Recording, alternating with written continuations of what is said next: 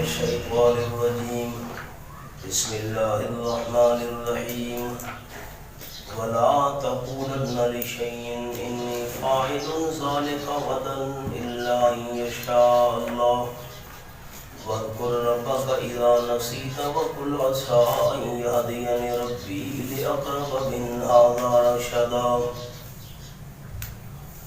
حضرت شیخ القرآن مولانا محمد طاہر صاحب رحمۃ اللہ علیہ پنجبیر والے، ان کی طرز کے مطابق میں نے عرض کیا تھا کہ سورۃ الکہف کا دعویٰ ہے عالم الغیب صرف اللہ، اور اس پر اللہ نے 4 دلیلیں بیان کی تھیں۔ ایک دلیل کہ اصحاب کہف ان کو اپنے سونے کے وقت کا پتہ نہیں تھا، تو ساری کائنات کا پتہ کیسے چل سکتا ہے؟ معلوم ہوتا ہے اولیاء کرام عالم الغیب نہیں، عالم الغیب صرف اللہ ہے۔ دوسری دلیل حضرت پنج پیر رحمۃ اللہ علیہ کی طرز کے مطابق یہ آ گئی، آپ صلی اللہ علیہ وسلم انشاءاللہ کہنا بھول گئے، اگر آپ عالم الغیب ہوتے تو انشاءاللہ کہنا کیسے بھولتے؟ یہ تو انداز ان کا ہو گیا۔ اور حضرت شیخ القرآن مولانا غلام اللہ خان صاحب رحمۃ اللہ علیہ کی طرز کے مطابق 4 شبہات کا اس صورت کے اندر جواب ہے۔ ایک شبہ کا جواب ہو چکا کہ اصحاب کہف عالم الغیب نہیں تھے، متصرف نہیں تھے، خود بے بس تھے۔ اگر وہ مشکل کشا، حاجت روا، خود نظر و ریاض کے لائق ہوتے تو ان کو بے بسی کی حالت میں غار کے اندر چھپنے کی کیا ضرورت تھی؟ وہ تو خود اللہ سے دعائیں مانگ رہے تھے، اللہ مہربانی فرما وغیرہ وغیرہ، بات ہو چکی۔ تو اب حضرت شیخ پنڈی والے رحمۃ اللہ علیہ ان کی طرز کے مطابق یہ جملہ معترضہ ہے، درمیان میں ایک الگ بات اللہ نے ذکر فرما دی اور اسی پر تنبیہ فرمائی، آپ انشاءاللہ کہنا بھول گئے تھے، اتنا بڑا امتحان آیا۔ فرمایا بسم اللہ الرحمن الرحیم وَلَا تَقُولَنَّ لِشَيْءٍ، اور ہرگز نہ کہا کیجئے میرے محبوب صلی اللہ علیہ وسلم کسی چیز کے متعلق، کیا بات نہ کہا کیجئے کہ انی فاعل ذالک غدا، یقین میں کرنے والا ہوں اس کام کو کل، الا ان یشاء اللہ، مگر یہ کہ چاہے اللہ۔ اب جو علماء ہیں نا وہ اوپر لفظ لکھ لیں علماء، الا ان یشاء اللہ پر، الا معلقاً بِأَن یشاء اللہ، الا معلقاً بِأَن یشاء اللہ، مگر اللہ کی مشیت کو ساتھ ملانا ہے۔ جو بھی حالات ہو میرے محبوب صلی اللہ علیہ وسلم۔ اچھا یہ کل کا ذکر نا مولانا مثال کے لیے آیا ہے، میں کل یہ کام کروں گا انشاءاللہ، اگر پرسوں کرنا ہے پھر انشاءاللہ نہیں کہنی، ہفتے بعد، یہ غدن بطور مثال ہے، آئندہ جو بھی کام کرنا ہو، غدن سمجھ آ گئی، غدن کا ذکر کل کا بطور مثال ہے، پرسوں کرنا ہے، ہفتے بعد انشاءاللہ ساتھ کہنا ہے۔ وَاذْكُرْ، اچھا مگر خدا کے چاہنے کو ملا دیا کرو، نیچے لفظ لکھا ہوا ہے، وَاذْكُرْ رَبَّكَ إِذَا نَسِيتَ، اور ذکر کیجئے اپنے پروردگار کا، اپنے پروردگار کا ذکر کیجئے۔ اوپر ایک چھوٹا سا لفظ لکھ لیں مشیت، وَاذْكُرْ مَشِیَتَ رَبِّکَ، یوں عبارت بن گئی، یاد کیا کیجئے اپنے پروردگار کی مرضی کو، اذا نسیت، جس وقت آپ صلی اللہ علیہ وسلم بھول جائیں۔ اب میری طرف دیکھیں، میں بات عرض کر دوں، اگر کوئی کام کرنا ہے کل پرسوں ہفتے بعد اور انشاءاللہ کہنا بھول گیا، تو جب بھی یاد آئے نا، اگر گھنٹے کے بعد یاد آئے پھر بھی انشاءاللہ کہہ دیا کرو۔ ایک دن کے بعد یاد آیا میں نے پرسوں یہ کام کرنا ہے، اب آدھا دن گزرا پھر یہ اوہو انشاءاللہ نے، اس وقت انشاءاللہ کہہ دو۔ اب انشاءاللہ جب بعد میں کہو گے تو ساتھ انشاءاللہ کہنے سے برکت بڑھ جاتی ہے، اور اگر بعد میں انشاءاللہ کہو گے تو پھر بھی اللہ کریم برکت ڈال دے گا، اسی ترک تبرک کا تدارک ہو جائے گا، بعد میں بھی اللہ برکت ڈال دے گا۔ اب آپ نے خلاصہ کیا یاد رکھنا ہے کہ اسی وقت ساتھ انشاءاللہ کہنا ہے، اور اگر بھول جائے اور بعد میں یاد ہے کہ میں نے انشاءاللہ نہیں کہا تھا پھر اس وقت کہنا ہے کہ نہیں کہنا؟ اس وقت بھی کہنا ہے۔ اب علماء کے لیے ایک مسئلہ عرض کرتا ہوں۔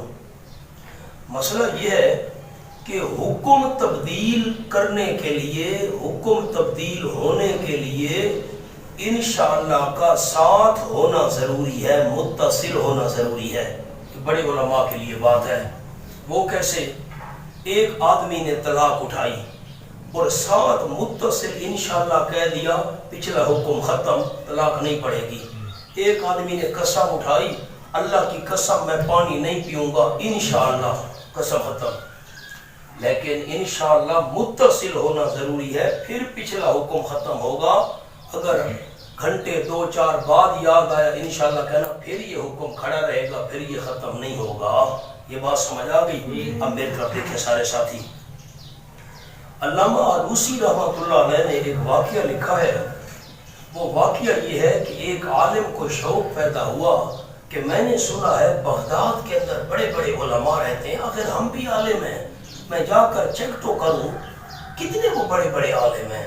خیر وہ عالم روانہ ہو گیا، چلتے چلتے جب بغداد میں وہ پہنچا اور داخل ہونے لگا تو صبح کا وقت تھا، اور لوگ باہر سے جو دیہاتی ہوتے ہیں وہ سبزیاں اٹھا کر، پھل اٹھا کر شہر میں آتے ہیں اور آ کر سبزی منڈی میں بیچتے ہیں۔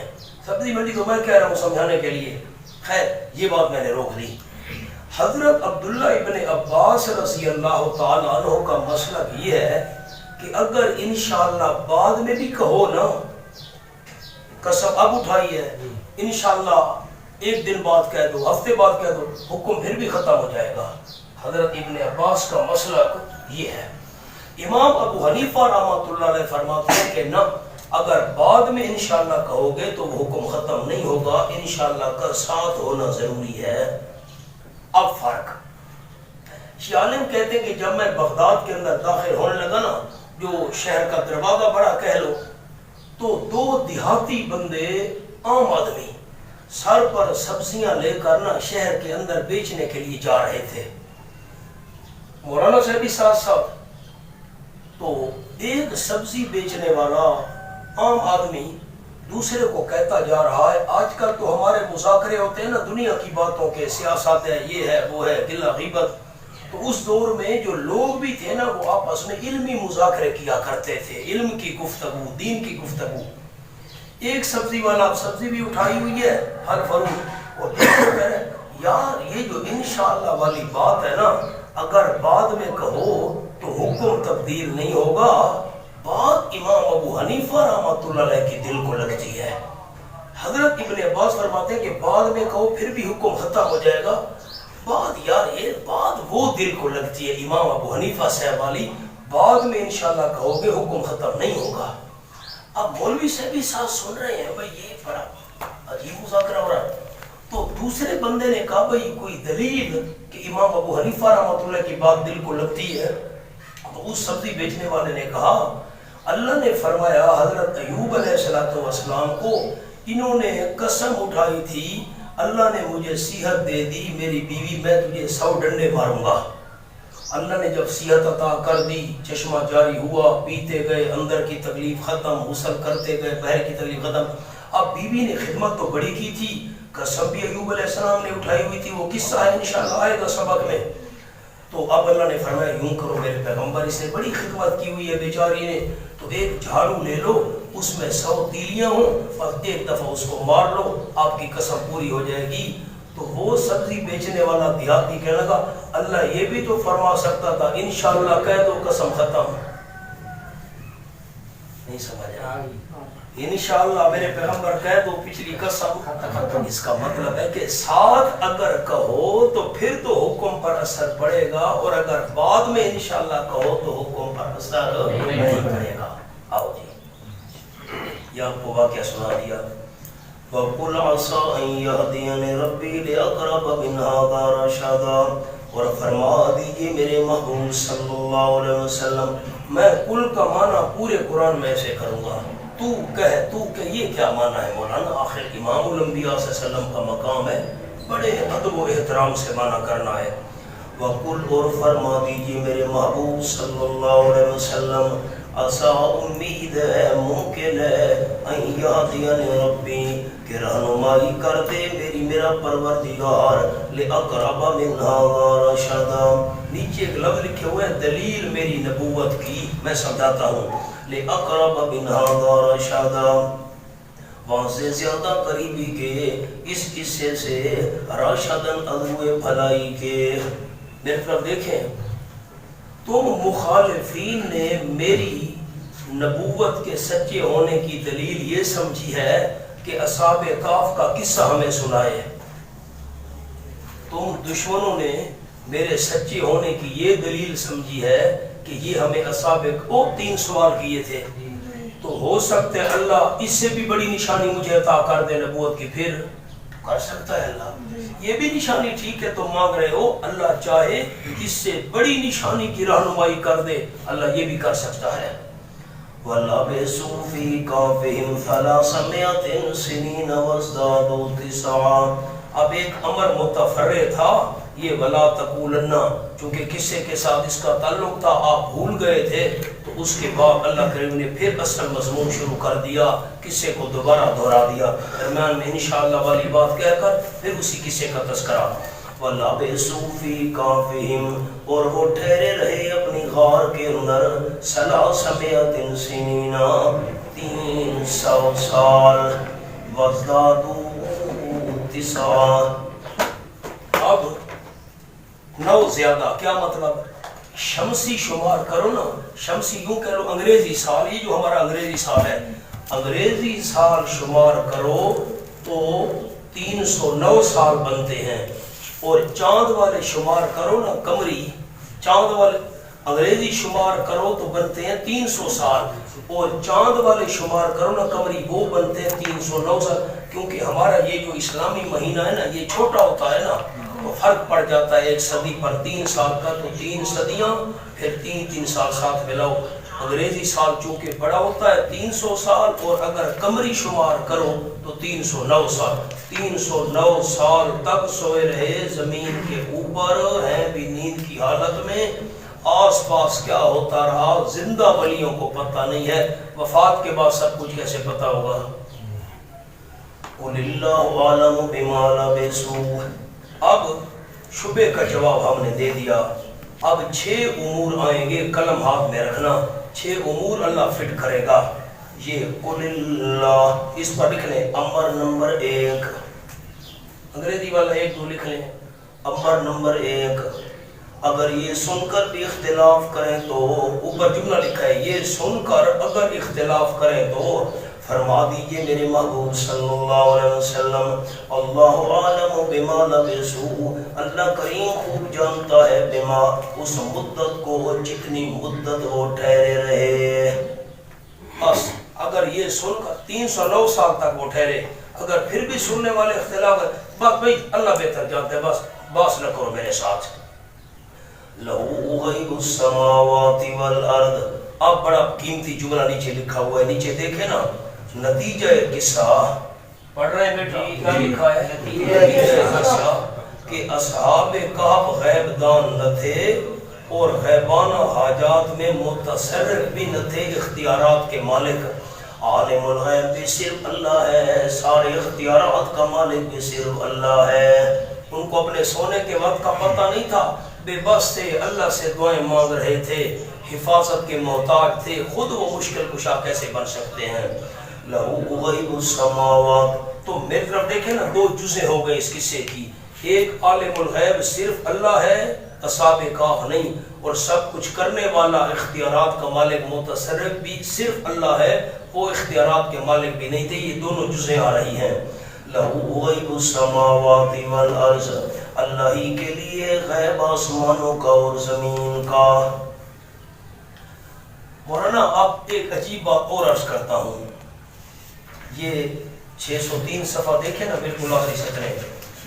سَيَقُولُونَ ثَلَاثَةٌ رَابِعُهُمْ كَلْبُهُمْ، 3 تھے چوتھا کتا، خَمْسَةٌ 5 تھے چھٹا ان کا کتا، سَبْعَةٌ 7 تھے ساتواں ان کا کتا. تعداد کو صحیح اللہ نے بیان نہیں کیا. اس بات پر غور کر رہے ہیں؟ دیکھو نا، ایک کول، دوسرا کول، تیسرا کول، پھر میں نے کل آپ کو 3 دلیلیں دی تھیں، ایک کالو والی دلیل دی تھی، پھر رجمم بالغیب والی دلیل دی تھی، پھر واو سمانیہ کے میں نے حوالے نکالے تھے۔ تعداد کو اللہ نے بالکل صاف صاف بیان، اللہ فرما دیتا 7 تھے، بس 8واں کتا تھا، باقی کول ذکر کرنے کی ضرورت نہ، یوں نہیں کیا۔ تعداد کو صاف صاف بیان نہیں کیا، لیکن وقت کو صاف بیان کیا، 309 سال۔ فرق سمجھے تو، تعداد کو صاف صاف بیان نہیں کیا، لیکن ان کے سونے کی مدت کو صاف صاف بیان کیا، 309 سال۔ وجہ یہ ہے کہ جو تعداد تھی نا، اس پر کوئی دین کا مسئلہ متعلق نہیں تھا، تعداد کا پتہ ہو یا نہ ہو، لیکن وقت اس لیے اللہ کریم نے صاف صاف بیان کیا۔ مسئلہ تو یہاں سے کھلنا تھا نا کہ وہ عالم الغیب نہیں تھے، مسئلہ تو یہاں سے کھلنا تھا نا، اس لیے وقت کو اللہ نے صاف صاف بیان کیا۔ یہ فرق سمجھ آ گیا؟ تعداد کو صاف صاف بیان نہیں کیا، وقت کو کیوں صاف بیان کیا؟ ان سے علم غیب کی نفی کرنی تھی، دین کا بہت بڑا مسئلہ اس کے ساتھ متعلق ہے۔ ابصر بہ واسمع، یہ دونوں فعل تعجب کے صیغے ہیں۔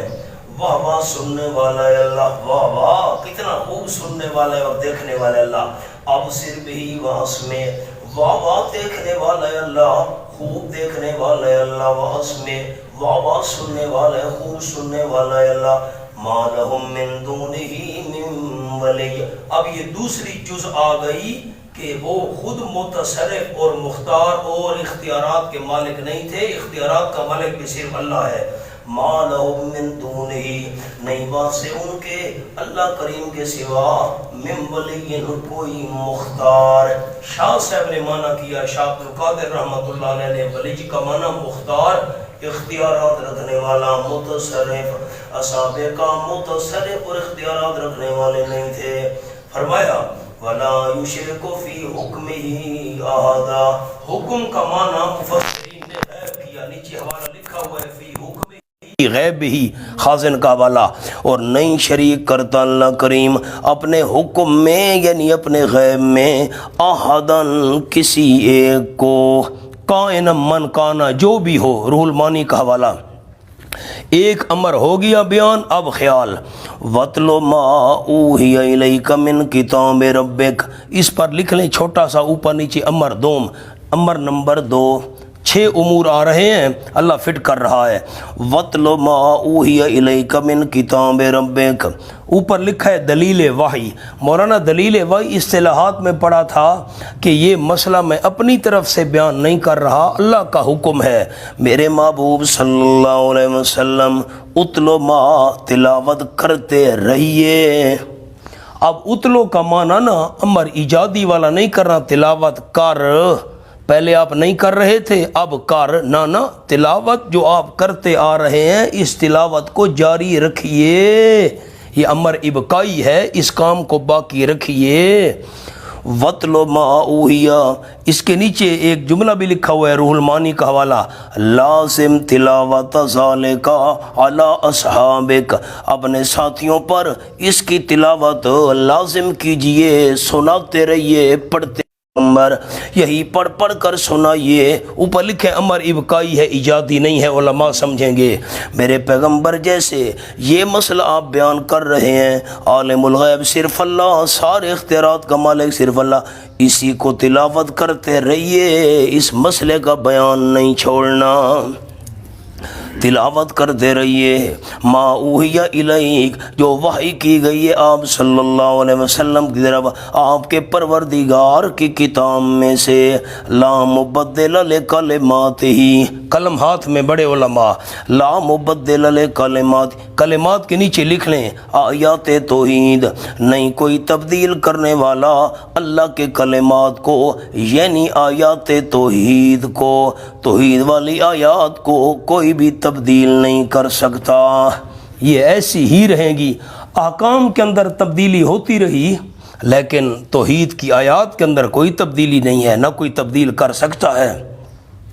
وَلَن تَجِدَ مِن دُونِهِ مُلْتَحَدًا، جملہ تعلیلیہ نیچے لفظ لکھے ہوئے ہیں، یہ علت وجہ بیان کرنے کے لیے آیا ہے، میں معنی کر لوں۔ وَلَن تَجِدَ مِن دُونِهِ، اور ہرگز نہیں پائے گا تو اللہ کریم کے علاوہ ملتحدن کوئی جائے پناہ۔ اگر کوئی اللہ کی آیات توحید کو تبدیل کرنا چاہے، آیات توحید میں گڑبڑ کرنا چاہے، اللہ کے بغیر اس کو کوئی بھی پناہ نہیں مل سکے گی۔ ہاں، یوں نہیں کہ وہ بندہ بچ جائے گا، واہ بھائی واہ۔ اب خلاصہ کیا نکلا؟ اگر پناہ مل سکتی ہے تو اللہ کے ہاں مل سکتی ہے، اللہ کے بغیر کوئی پناہ دینے والا نہیں۔ مولانا کھولو سورۃ الجن 29واں پارہ۔ سبحان اللہ، سورۃ الجن۔ اچھا عجیب بات آپ کو بتاؤں، عجیب بات، جگہ وہی نکل آئی ہے، میں حافظ بھی نہیں ہوں، یہ وہی جگہ ہے، میں نے نشانی نہیں رکھی ہوئی تھی، خیال کرنا ایسا نہ ہو کہ تم کو مولوی صاحب نے نشانی رکھی ہوئی تھی، حقیقی بات ہے، یہ وہی جگہ نکل آئی، وہی صفحہ نکل آیا۔ سبحان اللہ، کرامتاں دے جو منکر ہو مولوی صاحب منے دے ہو ہاتھ ملاؤ، بس سبحان اللہ۔ اچھا حوالے بیٹا نوٹ کیا کرو، یہ کام آئیں گے، یہ درمیان میں ہے، یہ ایک دوسری سطر، قُلْ إِنِّي لَن يُجِيرَنِي مِنَ اللَّهِ أَحَدٌ وَلَن أَجِدَ مِن دُونِهِ مُلْتَحَدًا۔ فرما دیجیے میرے محبوب صلی اللہ علیہ وسلم، یقیناً ہرگز نہیں، لن یجیرنی من اللہ احد، ہرگز نہ کوئی پناہ دے سکے گا مجھے اللہ کریم کے ہاتھ سے۔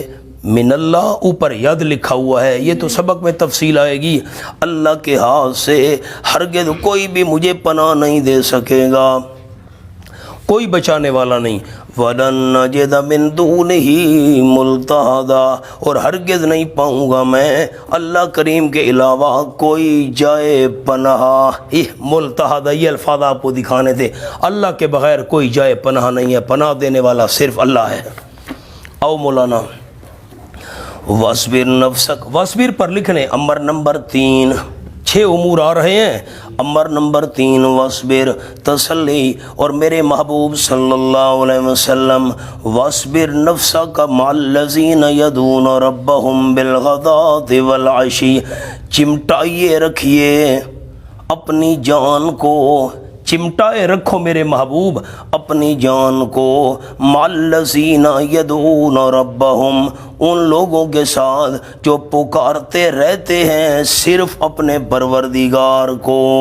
یدعون کا میں نے کیا معنی کیا؟ پکارتے رہتے ہیں، پکارتے رہتے ہیں، یہ تسلی آپ صلی اللہ علیہ وسلم، آپ کا تعلق، آپ کی توجہ، آپ کا مشورہ ان کے ساتھ ہونا چاہیے میرے محبوب، اپنے آپ کو ان کے ساتھ چمٹا کے رکھ۔ بڑے علماء میری طرف دیکھیں نا، یہ معنی نہیں ہے کہ 24 گھنٹے بعد ان کے ساتھ ٹچ رہو، نا، مقصد یہ ہے تعلق ان سے ہو، مشورہ ان سے ہو میرے پیغمبر۔ یہ کیا مطلب ہے چمٹانے کا؟ ہر وقت ان کے ساتھ ٹچ رہو، صحابہ کے ساتھ، ایسے کیسے ممکن ہے؟ خیر اپنی ضروریات بھی ہوتی ہیں، عبادت کرنی ہے، دنیا کے معاملات ہیں۔ وَاصْبِرْ نَفْسَكَ کیا مطلب؟ تعلق ان سے ہو، مشورہ ان سے ہو، توجہ ان پر ہو۔ آیت کا مطلب سمجھ آ گیا؟ اچھا جی، وَاصْبِرْ نَفْسَكَ مَعَ الَّذِينَ يَدْعُونَ رَبَّهُمْ، وصف اول نیچے لکھا ہوئے یدعون ربہم، پکارتے رہتے ہیں صرف اپنے پروردگار، یعنی عابد ہیں، آپ پڑھیں تو مجھے خوشی ہو، یعنی عابد ہیں، بالغداۃ والعشی، صبح اور شام، صبح و شام صرف اپنے رب کو پکارتے ہیں۔ اوپر لکھا ہوا ہے یعنی علی الدوام، ہمیشہ ان کی پکار ہوتی ہے صرف اللہ کریم کی، یاد ہوتی ہے صرف اللہ کریم، مولانا ہر وقت بس اللہ کو یاد کرتے رہتے ہیں اور کوئی کام نہیں کرتے، سونا ہے، نیند کرنا ہے، دنیا کا کاروبار ہے وغیرہ، یہ آخر قضائے حاجت ہے، کھانا پینا یہ بھی ہے، بس 24 گھنٹے ہر وقت اللہ کو پکارتے رہتے ہیں اور کوئی کام نہیں کرتے، حالانکہ اور کام بھی تو کرنے ہوتے ہیں، اس لیے ساتھ لفظ لکھا ہوا ہے بے دوام مناسب، بے دوام مناسب، کیا مطلب؟ باقی ضروریات بھی پوری کرتے ہیں، کھانا ہے، پینا ہے، سونا ہے، جاگنا ہے، دنیا کے کام ہے، لیکن رب کو بھی کثرت کے ساتھ یاد کیا کرتے ہیں۔ اور نمبر 2 وصف یریدون وجہ، نمبر 2 وصف یعنی مخلص ہیں، چاہتے ہیں اللہ کریم کی رضا۔ وجہ کا کیا مطلب عرض کیا؟ اللہ کی رضا، چاہتے ہیں اللہ کریم کی رضا۔ سبحان اللہ، اللہ کریم ہم سے راضی ہو جائے۔ اب یہ 3 امر ہو گئے نا، ولا تعدو امر نمبر 4، یہ چوتھا امر۔ میرے محبوب صلی اللہ علیہ وسلم انہی کے ساتھ تعلق رکھ، یہ جو مشرکین اعتراض کرنے والے، شبہات پیش کرنے والے، ان کی طرف توجہ نہیں ہونی چاہیے، توجہ موحد صحابہ کی طرف ہونی چاہیے۔ اچھا مولانا سورۃ الانعام کھولو، صفحہ ہے 279۔ یہ تو میں نے صفحہ لکھا ہے اپنے پاس تاکہ نکالنے میں ہمیں آسانی ہو۔ 279 صفحہ سورۃ الانعام، وہی مضمون آ گیا۔ یہ 1 2 3 4 5 5ویں سطر، آیت نمبر 52۔ وَلَا تَطْرُدِ الَّذِينَ يَدْعُونَ رَبَّهُمْ بِالْغَدَاةِ وَالْعَشِيِّ، حوالہ مل گیا بیٹا، 2 ساتھی دیکھ لو۔ وَلَا تَطْرُدْ، نہ ہٹانا میرے محبوب صلی اللہ علیہ وسلم، الذین، ان غریب صحابہ کرام کو، یدعون ربہم، جو پکارتے رہتے ہیں صرف اپنے پروردگار کو۔ مولانا صرف والا معنی یاد کر رہے ہو؟ صرف یدعون ربہم، آپ کہیں گے یہاں حصر تو نہیں ہے، تم نے صرف والا معنی کیوں کیا؟ تو قرائن سے بھی حصر معلوم ہوتا ہے، اس پر گفتگو کریں گے، یہ علمی بات ہے۔ یدعون ربہم، پکارتے رہتے ہیں صرف اپنے پروردگار کو، عابد ہیں، بالغداۃ والعشی، صبح اور شام، یریدون وجہ، وصف دوم، اور چاہتے ہیں صرف اللہ کریم کی رضا، اللہ راضی ہو جائے، مخلص بھی ہیں۔ آؤ مولانا آپ کو حوالہ دکھا دیا، فرمایا امر نمبر 4، وَلَا تَعْدُ عَيْنَاكَ عَنْهُمْ، یہ امر نمبر 4 ہے 6 امور میں سے۔ وَلَا تَعْدُ عَيْنَاكَ عَنْهُمْ، نہ پھریں آپ صلی اللہ علیہ وسلم کی دونوں آنکھیں ان سے آپ کی آنکھیں نہ پھریں۔ مونا یہ لا تعد عینا، یہ فائل ہے عینا، اس کا خیال کرنا، اس لیے میں نے فائل والا معنی کیا۔ ولا تعد عیناک عنہم، اور نہ میرے محبوب صلی اللہ علیہ وسلم پھریں آپ کی دونوں آنکھیں ان سے، آنکھیں نہ پھرنے پائیں، آنکھیں ان کی طرف لگائے رہو۔ کیا مطلب؟ توجہ ان پر کرنی ہے۔ کیا مطلب؟ نیچے کیا لکھا ہوا ہے؟ توجہات، آپ کی توجہ ان کی طرف ہونی چاہیے۔ ترید زینت الحیات الدنیا، یہ جو عیناکا میں کاف ہے نا، عیناکا، یہ تریدو اس سے حال بن رہا ہے، درا حال ہے کہ آپ چاہتے ہیں زینت الحیات الدنیا، دنیا کی زندگی کی سجاوٹ۔ نہ میرے محبوب، میری طرف دیکھنا بیٹا، نہ ان غریبوں سے نظریں ہٹا کر آپ دنیا داروں کی طرف لگا رہے ہیں۔ میرے پیغمبر آپ چاہتے ہیں کہ وہ دنیا دار مسلمان ہو جائیں؟ نہ یوں نہ کرو، دنیا داروں کی طرف آپ کی توجہ نہیں ہونی چاہیے، آپ کی توجہ انہی غریبوں کی طرف ہونی چاہیے۔ یہ جو مسئلہ توحید ماننے والے ہیں وہ تو منکر ہیں، تو قسم قسم کے شبہات پیش کر رہے ہیں۔ ترید زینت الحیات الدنیا، درحالے کہ آپ ارادہ کرتے ہیں دنیا کی زندگی کی سجاوٹ کا۔ نیچے لکھے یعنی اسلام اغنیا کا، آپ چاہتے ہیں یہ مالدار مسلمان ہو جائیں؟ چھوڑو میرے محبوب۔ آؤ مولانا سورۃ طٰہٰ پر 16واں پارہ،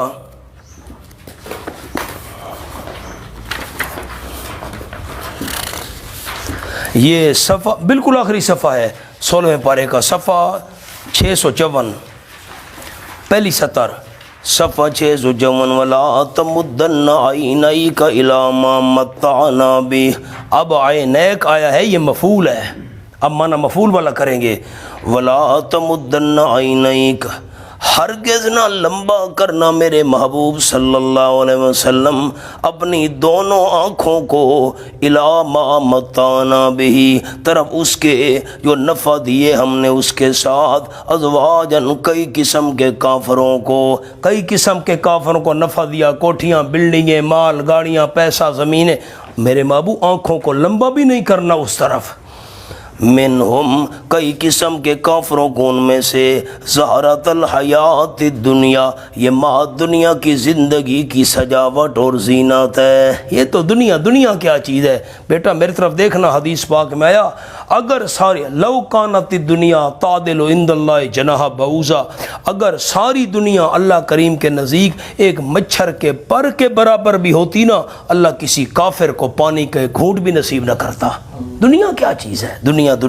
آؤ جی فرمایا ولا تطع لا تطع پر لکھنا ہے امر نمبر 5 ولا تطع من اغفلنا قلبه عن ذکرنا نہ کہا ماننا میرے محبوب صلی اللہ علیہ وسلم غرباء کے ہٹانے میں. نیچے لکھا ہوا ہے جملہ غرباء کے امیر چاہتے ہیں ان حضرت بلال حضرت سلمان رضی اللہ تعالی عنہما اور اسی طرح باقی جو غریب صاحب ان کو ہٹا دو نہ ان کی بات نہ ماننا. لا تطع نہ میرے محبوب صلی اللہ علیہ وسلم اطاعت کرنا بات ماننا اس بندے کی اغفلنا قلبہ عن ذکرنا غافل کر دیا ہم نے اس کے دل کو اپنی یاد سے. کیوں اپنی یاد سے ہم نے غافل کیا؟ نیچے لفظ دیکھو بیٹا بوجہ اس کے عناد کے بوجہ اس کے جملہ ٹھیک کر رہا ہوں نا اس کے عناد کے اس کی ضد کی وجہ سے ہم نے اس کے دل کو اپنی یاد سے غافل کر دیا. شرک کی دلدل میں ڈوبا ہوا ہے ان کی بات نہ ماننا غریب صحابہ کو ہٹانے میں. فرمایا وَاتَّبَعَ هَوَاهُ اور وہ پیچھے چلے اپنی غلط خواہش کے. جو غلط خواہش کا پیروکار ہے اس کے میرے پیغمبر بات نہ ماننا صحابہ کو ہٹانے میں. وَكَانَ أَمْرُهُ فروتا اور ہے اس کا معاملہ کون سا معاملہ اتباع ہوا والا خواہشات کے پیچھے چلنے والا معاملہ ہے فوراً حد سے گزرنے والا. یہ تو خواہشوں کے پیروکار ہے میرے پیغمبر ان کی معاملے حد سے گزر چکے ہیں یہ بہت زیادتی میں آ چکے ہیں ان کی بات نہیں ماننی. ان غریب توحید ماننے والے صحابہ سے تعلق مشورہ وغیرہ توجہ ان کی طرف ہونی چاہیے.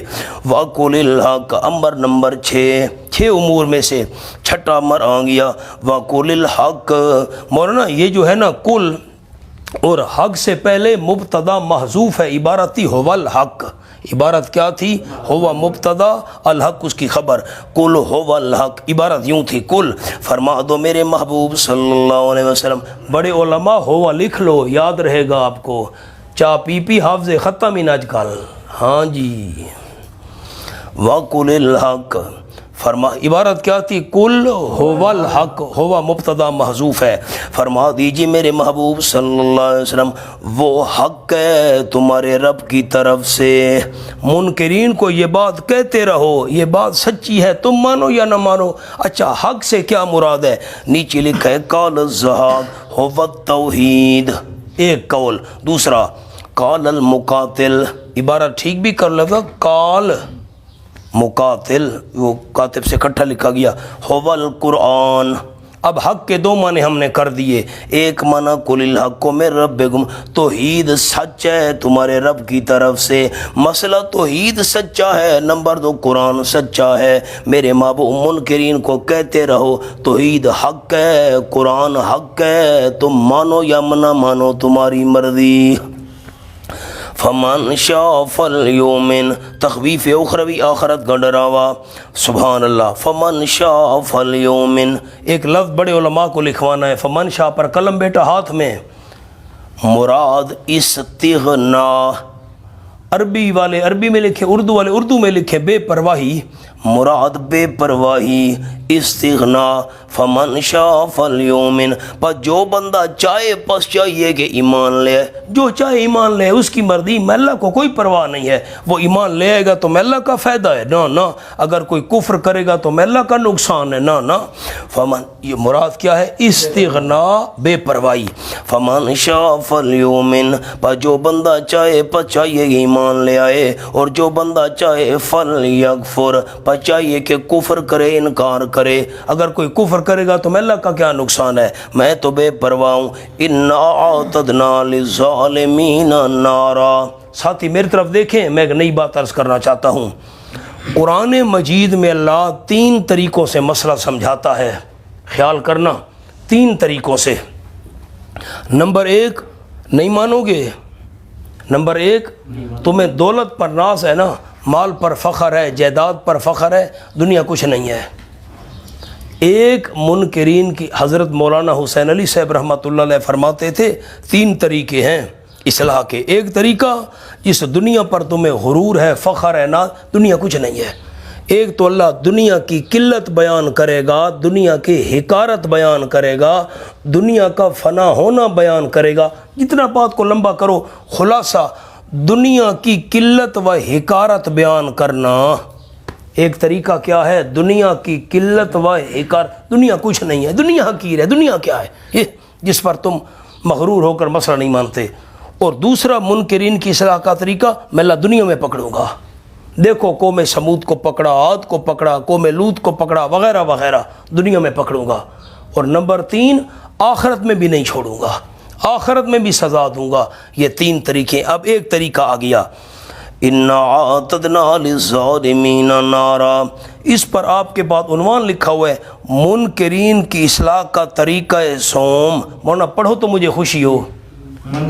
منکرین کی اصلاح کا طریقہ سوم، اونچا اونچا، یہ نہیں توحید کو نہ ماننے کی وجہ سے آخرت میں سزا دوں گا۔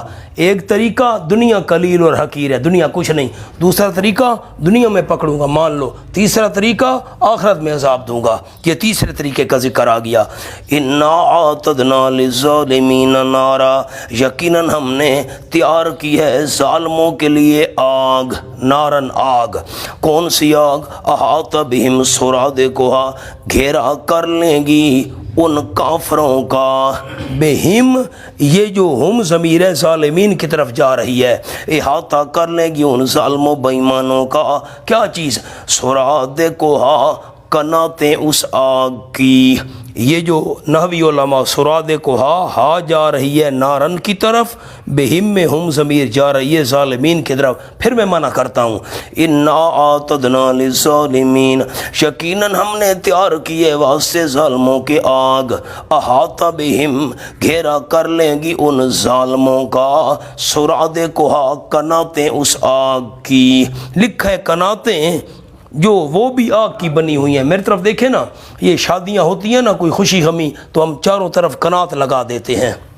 ایک تو اوپر ہوتا ہے نا، ایک آس پاس کنات ہوتی ہے، تو ان ظالموں کو کناتیں گھیرا کر لیں گی یہ چاروں طرف سے، اور وہ بھی آگ کی ہوں گی۔ وَإِن يَسْتَغِيثُوا، اور اگر پانی مانگیں گے وہ، یغاثوا بماء، امداد دیے جائیں گے، فریاد قبول کیے جائیں گے۔ پانی پانی پانی پانی، پیاس لگی ہے، مرتے ہیں جی، ہاں پلاتے ہیں، تمہیں پلاتے ہیں۔ ان کی فریاد قبول کی جائے گی، امداد دیے جائیں گے بماء، پانی کے ساتھ۔ پانی ان کو دیا جائے گا۔ کون سا پانی ہوگا؟ کل محل، مثل تل چھٹ کے۔ اب میری طرف دیکھیں، میں تل چھٹ آپ کو عرض کر دوں۔ کبھی پکوڑے بنتے دیکھیں ہیں؟ ہاں نہ تو کرو پکوڑے۔ اچھا، وہ پکوڑوں والا پکوڑے بناتا رہے، وہ جو ہے نا تیل کے اندر وہ کالا کالا گندگی سی بچ جاتی ہے، وہ تل، پھر اس کو نا وہ الگ کر کے نا ایک برتن میں ڈال دیتا ہے، پھر پکوڑے بنا۔ اس وہ جو کالی کالی میل میل سی ہوتی ہے نا، اس کو کہتے ہیں تل چھٹ۔ کل محل، پانی ان کو پلایا تو جائے گا، پانی تو دیا جائے گا، لیکن کون سا ہوگا؟ کل محل، مثل تل چھٹ گئے۔ جیسے وہ میلی کچیلی ہوتی ہے، اسی طرح گندا اور میلا کچیلا ہوگا۔ اس پر ایک لفظ لکھوانا ہے علماء کو، ذکر صورت۔ محل پر کیا لکھنا ہے؟ ذکر صورت۔ مانا یہ بڑی محنت سے ہم نے چیزیں اکٹھی کی ہیں۔ اب میں آپ کو اس کا فرق عرض کرنے لگا ہوں۔ کل مول پر میں نے کیا جملہ عرض کیا؟ ذکر صورت۔ شکل اس کی کیا ہوگی؟ گندی میلی کچیلی۔ یہ یشویل وجوہ، یشویل وجوہ پر لفظ دوستوں کو لکھوانا ہے ذکر حرارت۔ کیا لکھوانا ہے؟ ذکر حرارت۔ گرم کتنی ہوگی وہ گندگی، وہ میل کچیل؟ یشویل وجوہ، بھون کر رکھ دے گی چہروں کو۔ جب وہ گندا میلا کچیلا، میری طرف دیکھنا نا، گندا میلا کچیلا پانی پئیں گے نا، پانی پانی پانی پانی مرتے ہیں پہ، ہاں یہ لو، وہ گندا میل کچیل کی طرح پانی جب پئیں گے، بس یوں ہی قریب آئے گا نا، اس کے اندر اتنی گرمائش اور حرارت ہوگی کہ بس قریب آئے گا، چہروں کی کھال جو ہے وہ گر کر جل کر نیچے گر پڑے گی۔ پینا تو بات کی بات ہے نا، وہ تو اندر گلا دے گا سب کچھ، بس قریب آئے گا تو اتنا گرم اور اس میں سے وہ حرارت نکل رہی ہوگی، ہواڑاں پہ نکل دیا اس نے، تتیاں ہواڑاں، بس چہرے کی آگ کھال جو ہے وہ جل کر نیچے گر پڑے گی۔ نیچے ایک جملہ بھی لکھا ہوا ہے، حتیٰ کہ چہرے کی کھال جل کر گر پڑے گی۔ تو یہ وہ ذکر صورت تھا، گندگی میلا کچیل، اور یہ ذکر حرارت ہے۔ یشوی الوجوہ، بھون کر رکھ دے گا چہروں کو، بیس شراب، بری ہوگی پینے کی چیز، وساعت مرتفقہ، اور بری ہوگی آرام کی جگہ، جائے آرام۔ ان الذین آمنوا وعملوا الصالحات، بشارت اخروی، اخروی کا لفظ رہ گیا، وہ لکھنا ہے دوستوں نے، آخرت کی بشارت۔ یہ کون سی خوشخبری ہے؟ آخرت کی ہوئی، مانا اگر دنیا کی خوشخبری ہو تو بشارت دنیاوی، آخرت کی ہو تو بشارت اخروی۔ آپ کے ذہن میں ہوگی اصطلاح کہ قرآن میں دنیاوی بشارت کم ہے، اخروی زیادہ ہے، کیونکہ مومن کا مقصود دنیا نہیں ہے، مومن کا مقصود آخرت ہے۔ ان الذین آمنوا وعملوا الصالحات، یقیناً وہ لوگ جو ایمان لے آئے اور عمل کرتے رہے نیک۔ نیک عمل کی دو شرطیں عرض کی تھی، ایمان تو پہلے آ گیا نا، اس کے بعد اللہ کی رضا، مصطفیٰ صلی اللہ علیہ وسلم کی راہ، یہ دو کام۔ تو آمنو، اس کے نیچے ایک لفظ لکھ لیں، مجھے خوشی ہوگی، آمنو کے نیچے توحید، عامل الصالحات کے نیچے سنت، توحید و سنت ماننے والے، توحید و سنت پر عمل کرنے والے، توحید و سنت کے نام لیوا اور عامل۔ انا لا نضیع اجر من احسن عملا، یقیناً ہم نہیں ضائع کریں گے اجر اس بندے کا جس نے اچھے اعمال کیے۔ عرض کیا تھا اکثر اور آسن کا میں نے فرق کیا تھا، زیادہ اعمال 100 رکعت نوافل پڑھے اور وہ سنت کے مطابق نہ ہو تو کیا فائدہ، ایک نے 2 رکعت پڑھی ہیں سنت کے مطابق ہیں، یہ قبول ہیں احسن عمل۔ اولئک لہم جنات عدن، یہ وہ لوگ ہیں واسطے ان کے باغات ہوں گے، عدن ہمیشگی کے، ہمیشہ ہمیشہ وہ باغات رہیں گے۔ اولئک، ان صفات والے، اولئک کا کیا معنی کیا؟ ان صفات والے جو موحد بھی ہیں، سنت کے مطابق عمل کرنے والے ہیں، واسطے ان کے جنات و عدن، باغات ہوں گے ہمیشگی کے، تجری من تحتہم الانہار، جاری ہوں گی ان کے درختوں کے نیچے۔ ورنہ من تحتہم جہاں بھی آئے گا نا، من تحتہا، من تحتہم وغیرہ، تو 2 معنی ہم کریں گے، درختوں کے نیچے نہریں جاری ہوں گی یا محلات کے نیچے نہریں جاری ہوں گی۔ میں یہ بات آپ سے سنوں گا بھی صحیح کبھی کبھی جب آئے گا، جاری ہوں گی ان کے نیچے نہریں، کیا معنی، درختوں کے نیچے یا محلات کے نیچے نہریں جاری ہوں گی۔ اب پھر عرض کرتا ہوں، تجری من تحتہم الانہار، جاری ہوں گی ان کے درختوں کے نیچے، ان کے نیچے یعنی ان کے درختوں کے نیچے، ان کے نیچے یعنی ان کے محلات کے نیچے، الانہار نہریں جاری ہوں گی۔ مولانا 26واں پارہ کھولو، سورۃ محمد صلی اللہ علیہ وسلم، یہ حوالہ اب دکھا رہا ہوں، ذہن میں رکھیے گا، پھر بار بار حوالے نہیں نکال سکتے کیونکہ وقت تھوڑا ہوتا ہے۔ صفحہ ہے 1027، 26واں پارہ 1027، اور آخری 3-4 سطریں، آیت نمبر 15۔ مثل الجنۃ التی وعد المتقون، مثل الجنہ، حوالہ بیٹا مل گیا، آیت نمبر 15 ہے، مثل الجنہ، حال اس جنت کا، وہ جنت جس کا وعدہ دیے گئے ہیں، المتقون، شرک سے بچنے والے لوگ، شرک سے بچنے والے، اللہ کی نافرمانی سے بچنے والے لوگ، جس جنت کا وعدہ دیے گئے، اس جنت کا حال سنو، فیہا انہار من ماء غیر آسن، سبحان اللہ، اس جنت میں انہار، بہت ساری نہریں ہوں گی۔ انہار کا معنی کیا کیا؟ بہت ساری نہریں، جمع کا صیغہ ہے نا، انہار بہت ساری نہریں ہوں گی، من ماء، پانی میں سے، کون سا پانی؟ غیر آسن، نہ تبدیل ہونے والا۔ اوپر ایک لفظ لکھا ہوا ہے بیٹا ذرا دھیان سے دیکھو، غیر آسن کے لیے نہ بو میں، نہ مزہ میں، نہ رنگ میں۔ اب میری طرف دیکھیں، میں جملہ عرض کر دوں، جنت کے اندر 4 قسم کی نہریں ہوں گی۔ نمبر 1، پانی کی نہریں ہوں گی۔ پانی کون سا؟ جس پانی کا رنگ بھی تبدیل نہیں ہوگا، خوشبو بھی تبدیل نہیں ہوگی، ذائقہ بھی تبدیل نہیں ہوگا۔ دنیا میں پانی ہے نا، مٹی اس میں چلی جائے بدبو پھیل جاتی ہے، پینے کے قابل نہیں رہتا ہے، ذائقہ چینج ہو گیا۔ نہریں چل رہی ہیں، تین چیزیں، نہ رنگ تبدیل ہوگا، نہ بو تبدیل ہوگی، نہ ذائقہ تبدیل ہوگا۔ اور نمبر 2، وَأَنْهَارٌ مِّن لَبَنٍ، اور بہت ساری نہریں ہوں گی جنت میں، کس سے؟ مِن لَبَنٍ، دودھ میں سے، لم یتغیر طعمہ، نہیں تبدیل ہوگا ذائقہ اس کا۔ اب میری طرف دیکھیں تو جملہ عرض کروں آپ دوستوں کو، دودھ ہے نا تازہ، اس کو ہم نے نکالا بھینس میں سے، گائے میں سے، مثلا فریج کے اندر رکھ دیا، محفوظ پڑا رہے گا لیکن تازے دودھ والا ذائقہ نہیں رہے گا۔ یہ گل ہے، محفوظ تو رہے گا لیکن تازے دودھ والا ذائقہ نہیں ہوگا۔ اللہ تیری قدرت پہ قربان جاؤں، لم یتغیر طعم، جنت میں دودھ کی نہریں بہہ رہی ہیں اور ذائقہ بھی تبدیل نہیں ہوگا۔ جس وقت بھی جنتی چکھے گا ایسے معلوم ہوگا جیسے تازہ دودھ جانور کا نکال کر کسی نے رکھا ہے۔ ایک اور جملہ عرض کرتا ہوں، میری طرف دیکھ کر سن لیں، یہ عوامی جملہ ہے ایک سمجھانے کے لیے۔ جو اللہ دنیا میں، اچھا جنت میں جانور تو نہیں ہے کہ وہ ان کا دودھ نکالا جا رہا ہے اور ان کو نہروں میں ڈالا جا رہا ہے، یہ انداز تو نہیں ہوگا نا۔ جانوروں کی قطاریں لگی کھڑی ہیں، مشینیں لگی ہوئی ہیں تھن کے نیچے، یورپ میں تو رواج ہے نا، مشین نیچے لگاتے ہیں، بٹن دباتے ہیں، مشین ان کا دودھ کھینچ لیتے ہیں۔ جنت میں تو ایسے نہیں ہوگا، مشینیں لگی ہیں، جانور قطاروں میں کھڑے ہیں اور دودھ لے لے کر نہروں میں ڈالا جا رہا ہے نا۔ اب جملہ کیا عوام کو سنایا کرتا ہوں، اللہ توفیق دے آپ نے سنانا ہے۔ جو اللہ دنیا میں جانوروں کے تھنوں میں سے دودھ پیدا کر سکتا ہے، وہ اللہ جنت میں بغیر جانوروں کے دودھ کی نہریں بھی بہا سکتا ہے۔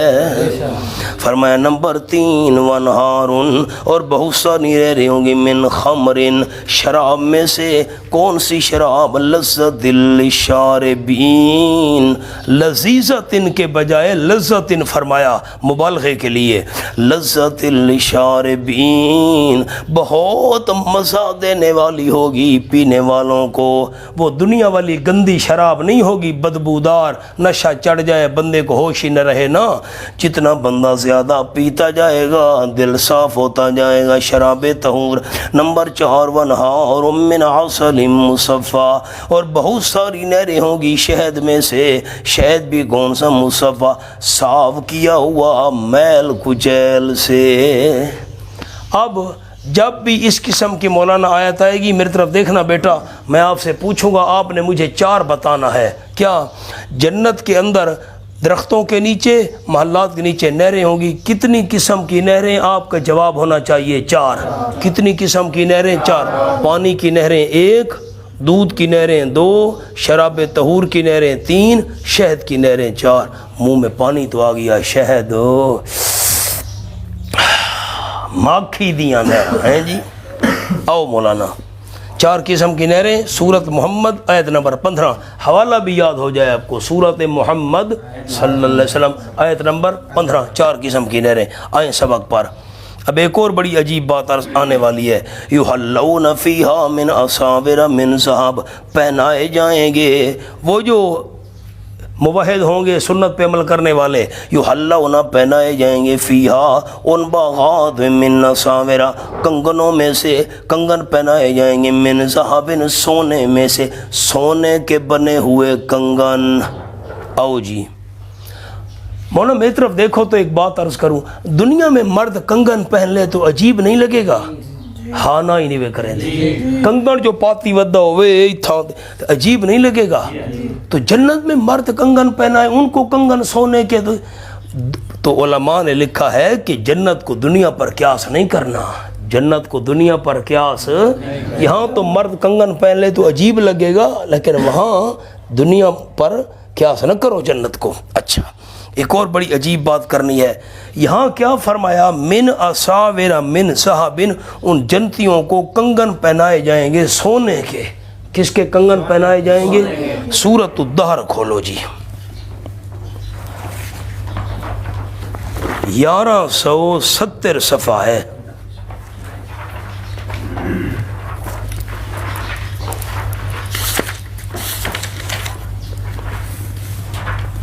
یہ 1 2 3 4 5 پانچویں سطر ہے. حلو اساور من فضہ. بیٹا مل گیا. اب فرق بڑے علماء نے فرق یاد رکھنا ہے. حلو اساور من فضہ، ساری آیت نہیں پڑھ رہا، ایک جملہ پڑھ رہا ہوں. پہنائے جائیں گے وہ جنتی لوگ کنگن چاندی میں سے، چاندی کے کنگن پہنائے جائیں گے. اب آپ نے مجھے بتانا ہے، آپ بتائیں گے تو میں فرق آپ کو سناؤں گا، پھر لکھواتا بھی ہوں. سورت کاف میں کیا فرمایا؟ جنتیوں کو کنگن کون سے پہنائے جائیں گے؟ سونے کے. اور سورت الدار میں فرمایا من فضہ، پہنائے جائیں گے ان کو چاندی کے. فرق حاشیے پر فرق لکھیں سورت کاف کے اندر. اہل جنت کے لیے سونے کے کنگن، عربی میں جملہ نہیں لکھوایا تاکہ سارے لکھ سکیں ساتھی. اہل جنت کیا جملہ عرض کیا؟ سونے کے کنگن. سونے کے کنگن. اور خدام کے لیے چاندی کے کنگن. یوں فرق سمجھ لو، جو مالک ہوں گے نا، مثلا میں مثال دے رہا ہوں، مالک جو گھر کا مالک ہے، مالک ان کے ہاتھوں میں سونے کے کنگن ہوں گے، اور جو نوکر ہوں گے ان کے ہاتھوں میں چاندی کے کنگن ہوں گے. فرمایا اساور من فضہ، سبحان اللہ، من ذہب لأہل الجنہ، جنتیوں کے لیے سونے کے کنگن ہوں گے. والفضۃ لخادمہم، اور ان کے جو خادم اور نوکر چاکر ہوں گے ان کے ہاتھوں میں چاندی کے کنگن ہوں گے. کوئی آپ سے فرق پوچھے تو آپ علماء کیا فرق بیان فرمائیں گے؟ سونے کے کنگن کس کے ہاتھ میں ہوں گے؟ مالکوں کے. یہ ایک سمجھانے کا انداز ہے. اور چاندی کے کنگن کن کے ہاتھوں میں ہوں گے؟ نوکروں کے ہاتھ میں، نوکر چاکر. فرمایا وَيَلْبَسُونَ ثِيَابًا، اور پہنیں گے کپڑے خضرن، سبز رنگ کے، من سندس، باریک ریشم میں سے. سندس کہتے ہیں باریک ریشم کے کپڑے پہنیں گے. اب دنیا کے اندر تو مرد کے لیے ریشم پہننا جائز نہیں ہے، جنت میں ریشم باریک.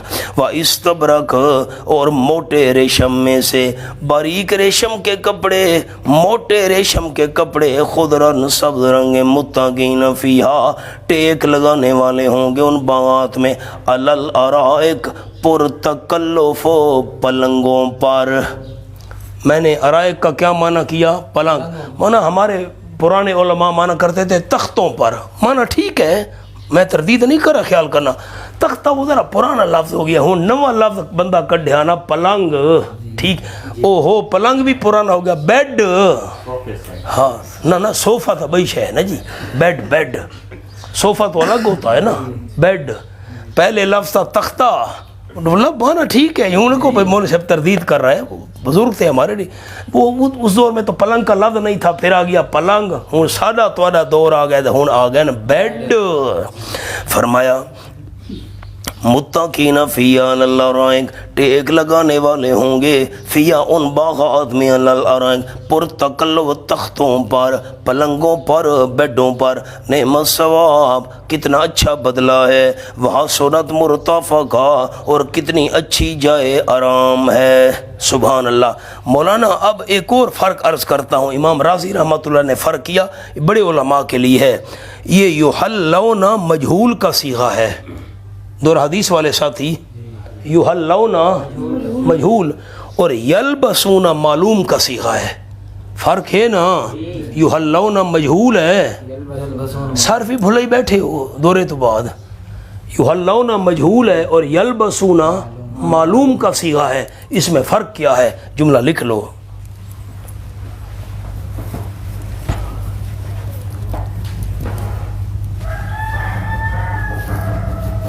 یحلون، سامنے حاشیے پر لفظ بیٹا لکھ لو. یحلون کے آگے صیغہ مجہول، اجر واجب سے زائد.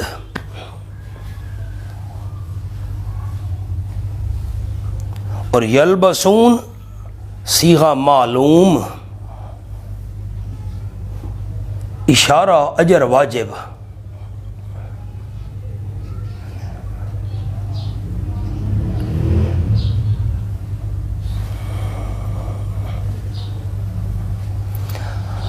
اب میں آپ کو اس کا فرق سنا دوں. ایک آدمی نے نیک اعمال کیے، موحد تھا، اللہ حکم دے گا اس کو 100 باغات دے دو، اس نے 100 نوافل پڑھے 100 باغات دے دو، اس کا اجر بنتا ہے واجب 100 باغات، 100 رکعت نوافل پڑھے 100 باغات دے دو۔ پھر یہ تو ہوگی اجر واجب، 100 رکعت پڑھی 100 باغات مل گئے، نا 100 باغات بھی دے دو اور 100 چشمے بھی ساتھ دے دو، اجر واجب سے بھی زائد۔ فرمایا وَاضْرِبْ لَهُمْ مَثَلَ الرَّجُلَيْنِ، اصلاح کا طریقے دوم، یعنی دنیا میں سزا دوں گا، یعنی دنیا میں سزا دوں گا، ذرا جملہ ٹھیک کرو نا، دنیا میں سزا دوں گا، بیٹا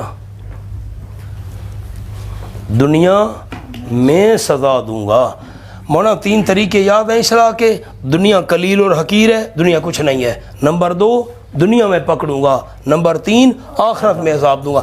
آخرت کے عذاب والا ذکر گزر چکا ہے، وہ کناتیں ہوں گی اور پانی ہوگا اور گندا پیپ کی طرح، وہ ہو چکا۔ اب یہ دوسرا طریقہ آ گیا، دنیا میں سزا دوں گا۔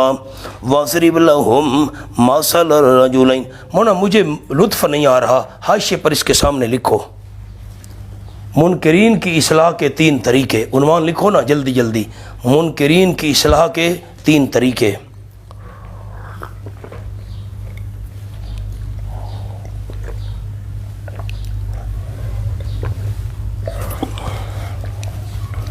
نمبر 1، دنیا قلیل اور حقیر ہے، دنیا قلیل اور حقیر ہے۔ نمبر 2، دنیا میں سزا دوں گا۔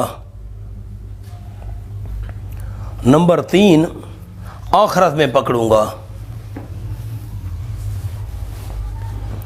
ایک طریقہ گزر چکا ہے آخرت میں پکڑنے والا، اب یہ دوسرا دنیا میں سزا دوں گا۔ وَاضْرِبْ لَهُمْ مَثَلَ الرَّجُلَيْنِ، سبحان اللہ، اور بیان کیجئے میرے محبوب صلی اللہ علیہ وسلم واسطے ان کے حال، رجلین 2 مردوں کا، نیچے لکھا ہے جو باہمی ملاقات یا قرابت کا تعلق رکھتے تھے، یا آپس میں ان کے میل ملاقات تھی دوست سے، اور یا قرابتی رشتہ داری تھی، دونوں بھائی تھے۔ جو مشرک تھا اس کا نام تھا قطروس، توئے کے ساتھ قاف 2 نقطے والا قطروس، اور جو مواحد تھا اس کا نام تھا یہوذا، دونوں بھائی تھے یا دونوں دوست تھے، ان کا حال۔ وَاضْرِبْ لَهُمْ مَثَلَ الرَّجُلَيْنِ، مونا ایسا نہ ہو کہ مجھے بات یاد نہ رہے، میں پہلے عرض کر دوں، پچھلے صفحے پر کیا تھا؟ وَاصْبِرْ نَفْسَكَ مَعَ الَّذِينَ يَدْعُونَ رَبَّهُمْ، اپنے آپ کو ان موحدین کے ساتھ چمٹا کر رکھو میرے محبوب، توجہ تعلق مشورہ ان سے ہونا چاہیے۔ اب خیال، آپ صلی اللہ علیہ وسلم کے پاس مخالفین کا پیغام آیا، بات دھیان سے سنیے گا، مخالفین کا پیغام آیا کہ آپ کے آس پاس جو غریب صحابہ بیٹھے ہیں، ہمیں ان کے ساتھ بیٹھتے ہوئے آر محسوس ہوتی ہے، آپ تھوڑی دیر کے لیے غریب صحابہ کو ہٹا دیں، ہم آپ کی محفل میں آ کر بیٹھ کر آپ کی بات سننے کے لیے تیار ہیں۔ آپ صلی اللہ علیہ وسلم کو خیال ہونے لگا چلو یہ تو اپنے ہیں، بعد میں بھی باتیں سنتے رہتے ہیں، سنتے رہیں گے، تھوڑی دیر کے لیے اگر ان کو اٹھا دیا جائے اور وہ جو بڑے بڑے سردار ہیں، دنیا دار، مالدار، ان کو میں اپنے پاس بلا کر بٹھا لوں اور ان کو دعوت توحید سناؤں، ہو سکتا ہے وہ مان لیں۔ الناس ولا دین ملوکہم، بڑے بڑے سردار مان لینا تو ان کی عوام بھی بات مان لیا کرتی ہے۔ بس آپ صلی اللہ علیہ وسلم کو یہ خیال ہوا، ٹھیک ہے سردارو آؤ، ان کو جا کر پیغام دو، جب وہ سردار اور دنیا دار آئیں گے میں تھوڑی دیر کے لیے غریب صحابہ کو اٹھا دوں گا۔ تو مفسرین کرام رحمہ اللہ نے لکھا کہ پیغام لانے والے نے کہا ہمیں تحریر آپ لکھ دیں، میں تحریر ان کو جا کر دکھاؤں گا، بے واقعی آپ نے فرمایا ہے کہ غریب جب سردار آئیں گے غریبوں کو ہٹا دوں گا۔ آپ نے کاغذ قلم منگوانے کے لیے بندہ بھیجا، ان کو میں تحریر لکھوا کر دیتا ہوں، واقعی ایسے ہوگا، سردار دنیا دار آئیں گے، غریبوں کو تھوڑی دیر کے لیے اٹھاؤں گا۔ اللہ نے قرآن کا یہ قصہ نازل کر دیا، میں ربط بھی عرض کروں گا، آخر میں لکھواؤں گا انشاءاللہ، ذرا قصہ سنیں۔ وَاضْرِبْ لَهُمْ مَثَلَ الرَّجُلَيْنِ، بیان فرمائیے میرے محبوب صلی اللہ علیہ وسلم واسطے ان کے حال 2 مردوں کا، دوست تھے یا دونوں بھائی تھے، جعلنا لِأَحَدِهِمَا جنتین من عناب، ہم نے کیے یعنی بنائے واسطے ان دونوں کے ایک کے دو میں سے ایک جو تھا اس کے لیے ہم نے کر دیے جنتین دو باغ من عناب انگوروں میں سے انگوروں کے دو باغ بنا دیے وحففناہما بالنخل اور مولانا یوں کرو نا انگریزی والا ایک دو لکھتے آؤ جنت من عناب اس پر لکھ لیں ایک وحففناہما بالنخل یہ سمجھانے کے لیے حففناہما بالنخل پر دو اور باڑ لگائی ہم نے ان دونوں کی ساتھ کھجور کے اندر انگوروں کے دو باغ ہیں حففناہما بالنخل آس پاس میں اللہ نے کھجوروں کی باڑ بنا دی چاروں طرف کھجوروں کے درخت ہیں ان کھجوروں کے درختوں نے ان دو باغوں کو گھیرا ہوا ہے دو نعمتیں ہو گئیں انگور پھر کھجور نمبر 3 اور وجعلنا پر نمبر 3 اور وجعلنا بینہما زرعا اور کر دی ہم نے ان دونوں کے درمیان کھیتی اور دونوں باغوں کے درمیان گندم کی فصل بھی لہلہا رہی ہے یہ 3 نعمتیں ہو گئیں کلتا الجنتین آتت اکلہا دونوں باغوں میں سے ہر ایک کلتا کا کیا معنی کیا جنتین دو باغ دونوں باغوں میں سے ہر ایک دونوں باغوں میں سے کلتا ہر ایک آتا تو کلہا دیتا تھا اپنا پھل او کلہا پھل اپنا پھل اور میوہ دونوں باغوں میں سے ہر باغ دیتا تھا اپنا پھل ولم تظلم پورا پھل دیتا تھا ولم تظلم منہ شیئا اور نہیں کمی کرتا تھا اس پھل میں سے ذرا برابر ایک دانے کا نقصان بھی کبھی نہیں ہوتا ایک انگور بھی ضائع نہیں ہوا تھا ایک کھجور بھی ضائع نہیں ہوئی تھی پھل اپنا پورا دیتے تھے اپنے موسم میں اور ایک دانے کا نقصان بھی کبھی نہیں ہوا تھا لم تظلم ظلم یہاں بمانا کمی ہے ولم تنقص لم تظلم نہیں کمی کرتا تھا ہر ایک باغ اس میں سے شیئن ذرا برابر اچھا یہ 3 وہ ہو گئی نا کلتا الجنت آتت اکلہا اس پر آپ لکھ لیں 4 ایک دانے کا نقصان کبھی نہیں ہوا تھا یہ بھی بڑی نعمت ہے وَفَجَّرْنَا خِلَالَهُمَا نَهْرًا فجرنا پر لکھ لیں نمبر 5 اور جاری کر دی ہم نے خلالہما ان دونوں باغوں کے درمیان نہر پانی کا چشمہ بھی دونوں باغوں کے درمیان جاری کر دیا 5 نعمتیں ہو گئیں 6ٹھی نعمت وَقَانَ لَهُ ثَمَر پر نمبر 6 اور تھی واسطے اس کے وہ جو کتروس تھا بڑا مالدار دنیا دار مشرک کَانَ لَهُ ثَمَر تھا واسطے اس کے ثمرن اور بھی سامان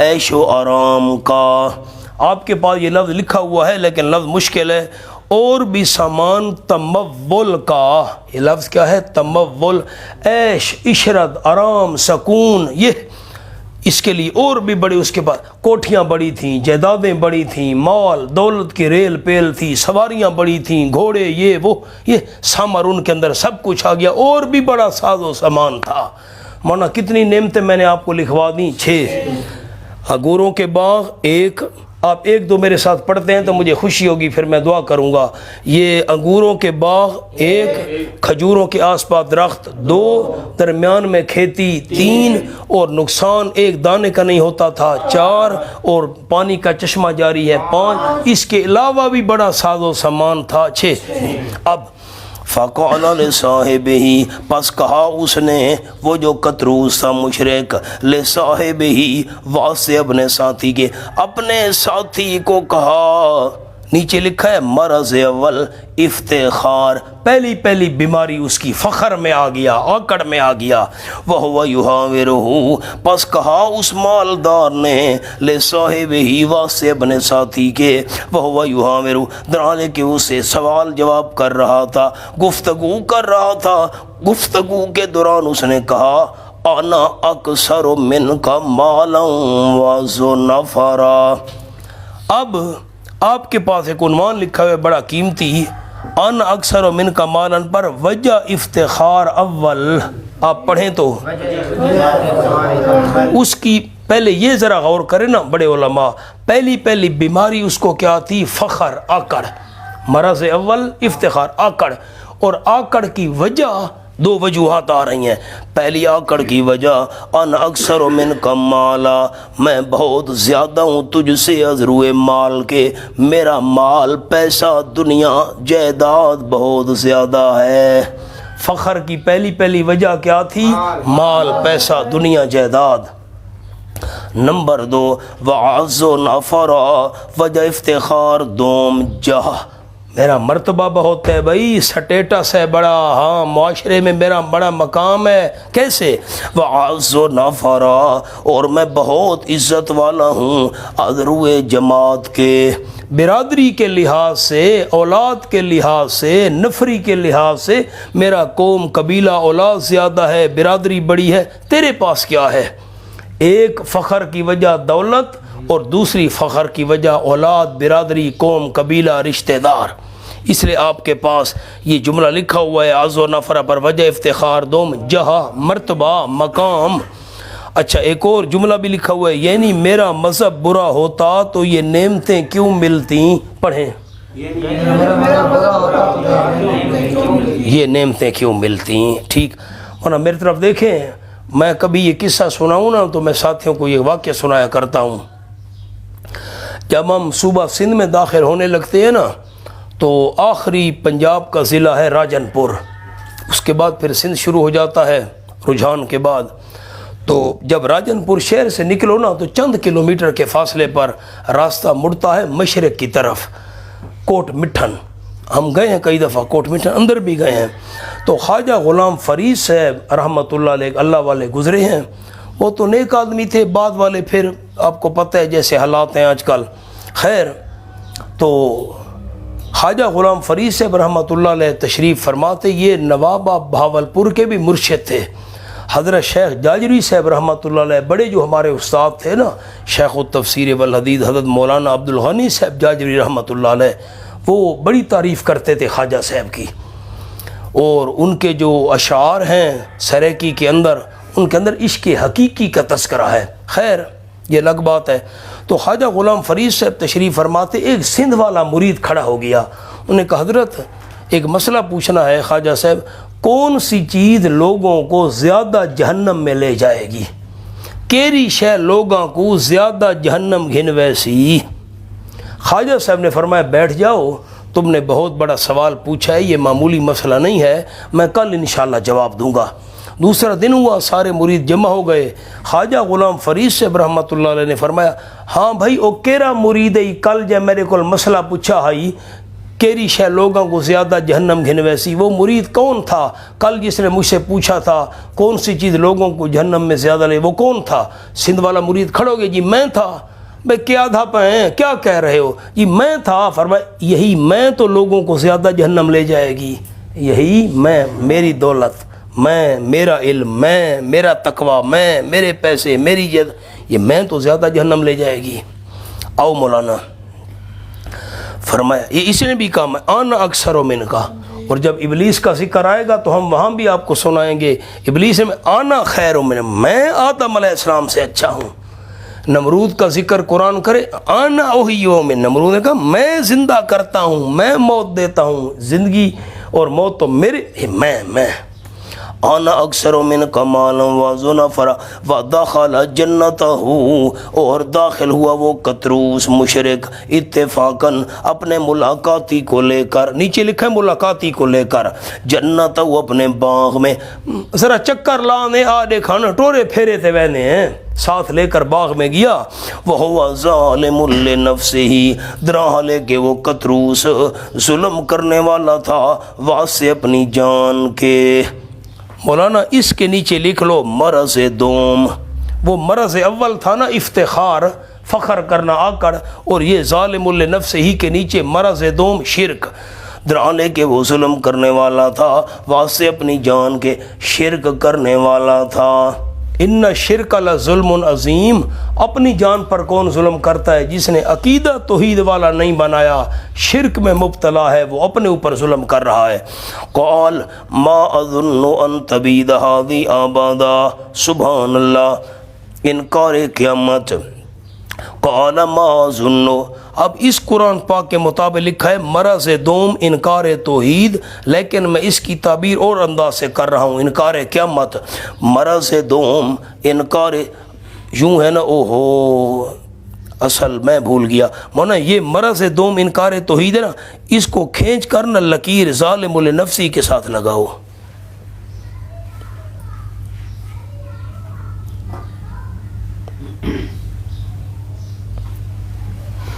قال ما ظن ان تبید هذه ابدا.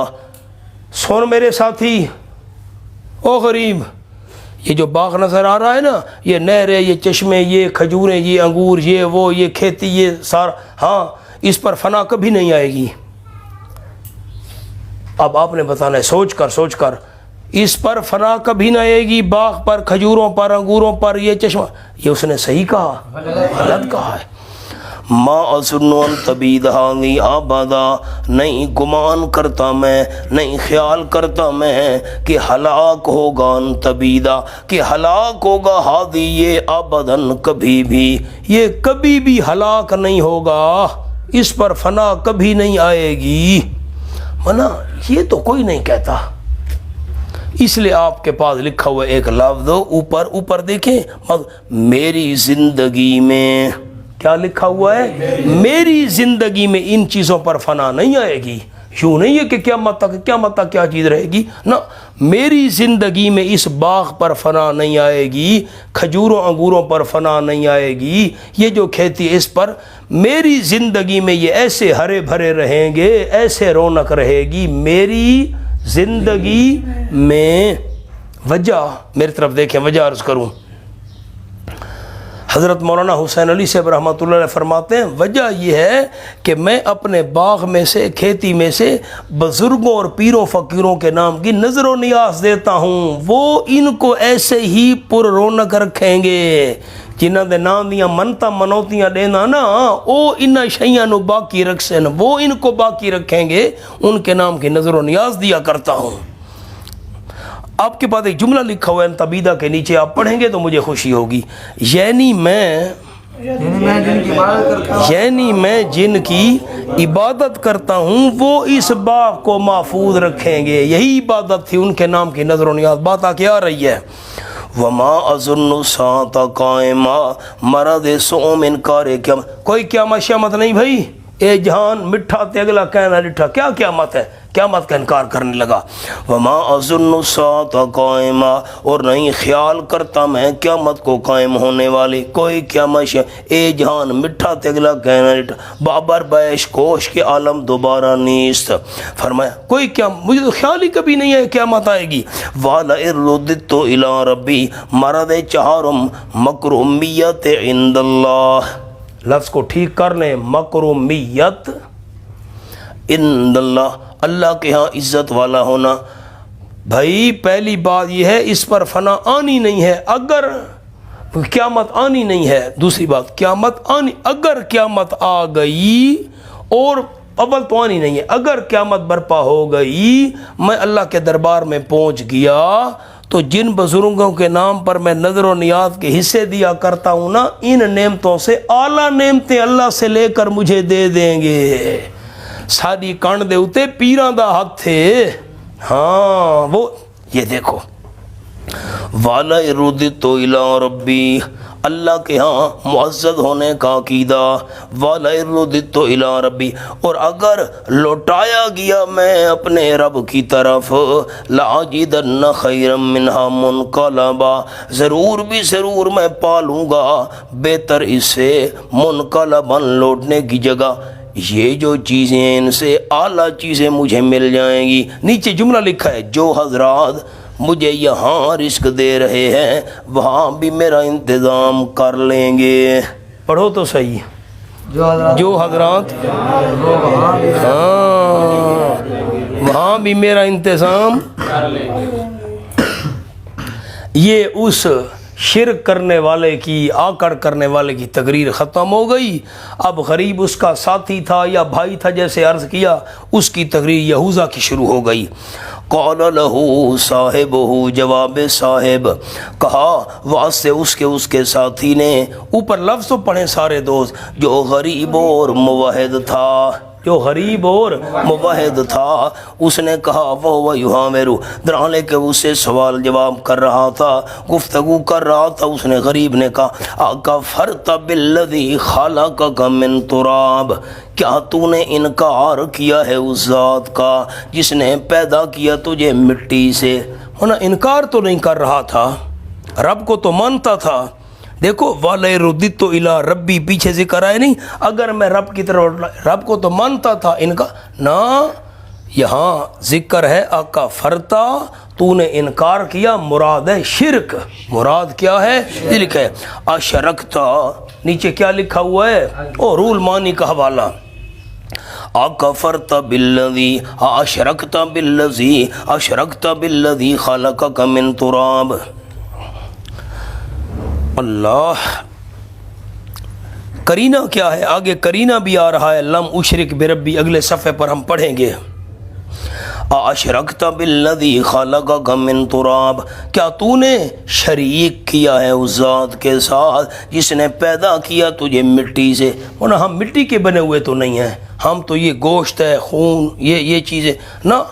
نیچے لفظ لکھا ہے مادہ بعید، او پرانا مادہ، پہلا آدم علیہ السلام مٹی کے بنے ہوئے تھے، اور ثم من نطفۃ، پھر پانی کی ایک بوند سے یہ مادہ قریب، ثم سواک رجلا، پھر بنایا تجھ کو مرد، او خوبصورت انسان تجھ کو۔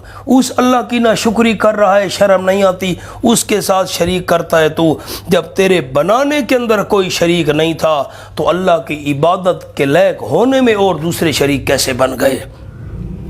لیکنہ اللہ ربی ولا اشرک بربی احدا، ہونا لیکنہ، خیال کرنا متعلق مل غیر کی ضمیر نہیں ہے، یہ بڑے علماء اس کو متعلق مل غیر کی ضمیر سمجھ رہو، لفظ تھا لیکن آنا، لیکن آنا، آپ کے پاس لکھا ہوا ہے جملہ علامہ آلوسی رحمہ اللہ کا، لیکن آنا اعتقدو، پڑھیں تو لیکن میں عقیدہ رکھتا ہوں، کیا معنی بنا؟ لیکن میں عقیدہ رکھتا ہوں۔ حضرت صاحب مولانا حسین علی صاحب اور لفظ نکالتے تھے، نیچے لفظ لکھ لیں، لیکن آنا جو آتا کے دو لکھا ہوا ہے نا، لیکن آنا کے نیچے آتا کے دو کی جگہ اقولو، لیکن آنا اقولو، لیکن میں کہتا ہوں۔ حضرت یہ الفاظ نکالتے تھے، حضرت فرماتے تھے یہ اقولو محذوف ہے لیکن آنا کے بعد،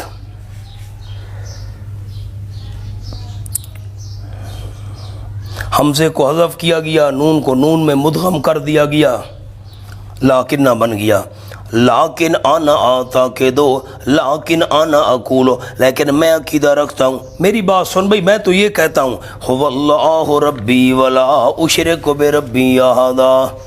ایک عوامی جملہ میں سنایا کرتا ہوں اس قصے کے اس مقام پر، آپ ذرا غور سے سنیں۔ غریب نے کہا او امیر سن، آکڑ کرنے والا، فخر کرنے والا، جملہ غور سے سننا۔ غریب نے کہا لیکن هو اللہ ربی ولا اشرک بربی احدا، میں غریب ضرور ہوں لیکن مشرک نہیں ہوں، غریب ضرور ہوں۔ جملہ تو یاد کرو سارے ساتھی، اللہ توفیق دے، آگے عوام کو سنانا، درس میں، بیان میں، جمعے میں لکھ لیں، میں غریب ضرور ہوں، حاشے پر لفظ لکھ لیں، میں غریب ضرور ہوں لیکن۔ اب یہ آیت کا ترجمہ نہیں ہے، ایسا نہ ہو کہ آپ کہیں کہ مولوی صاحب یہ کس آیت کا ترجمہ ہے، یہ تو مفہوم ہے۔ ولولا، اچھا ولا اشرک بربی احدا، لیکن هو اللہ ربی، وہی اللہ کریم میرا رب ہے، نفع نقصان کا مالک، نیچے لکھا ہے مالک نفع و نقصان کا، اور نہیں شریک کرتا میں اپنے پروردگار کے ساتھ کسی ایک کو۔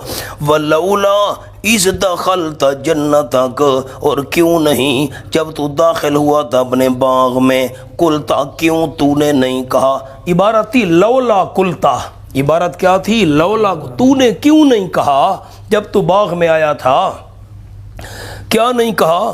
ما شاء اللہ لا قوت الا باللہ، جو چاہے اللہ، جو کچھ نظر آ رہا ہے نا، رونق اور بہار ہے، یہ باغ، کھجور، یہ ساری درخت اور نہریں، ما شاء اللہ، یہ سب کچھ اللہ کی مرضی سے ہے، لا قوت الا باللہ، نہیں کوئی طاقت مگر باللہ، اللہ کی توفیق کے ساتھ۔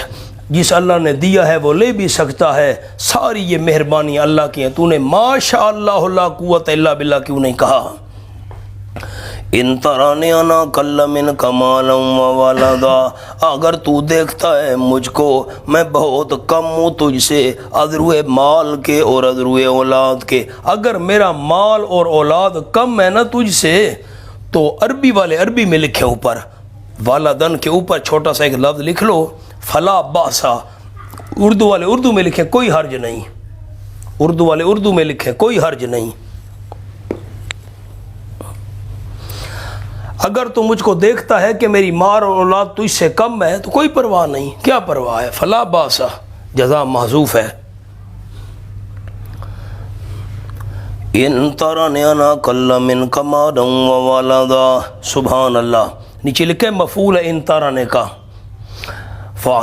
میرا مال اور اولاد کم ہے تو پھر کوئی حرج نہیں، کیا پرواہ ہے، فَعَسَىٰ رَبِّي أَن يُؤْتِيَنِي خَيْرًا مِّن جَنَّتِكَ، بس امید ہے ممکن ہے میرا پروردگار دے دے مجھ کو خیرًا من جنتک، بہت بہتر تیرے باغ سے، اللہ دے سکتا ہے، دے دے، نیچے لفظ پڑھیں دنیا میں یا بعد از مرگ، اللہ چاہے دنیا میں تیرے باغ سے بہتر باغ مجھے دے دے، یا موت کے بعد تیرے باغ سے اعلیٰ باغ جنت والے دے دے، قادر ہے، وَيُرْسِلَ عَلَيَّ حُسْبَانًا مِّنَ السَّمَاءِ، اور بھیجے اس باغ پر جو تیرا باغ ہے نا جس پر فخر کر رہے ہو، بھیجے اس باغ پر حسباناً آگ بگولا، کیا معنی کیا حسباناً؟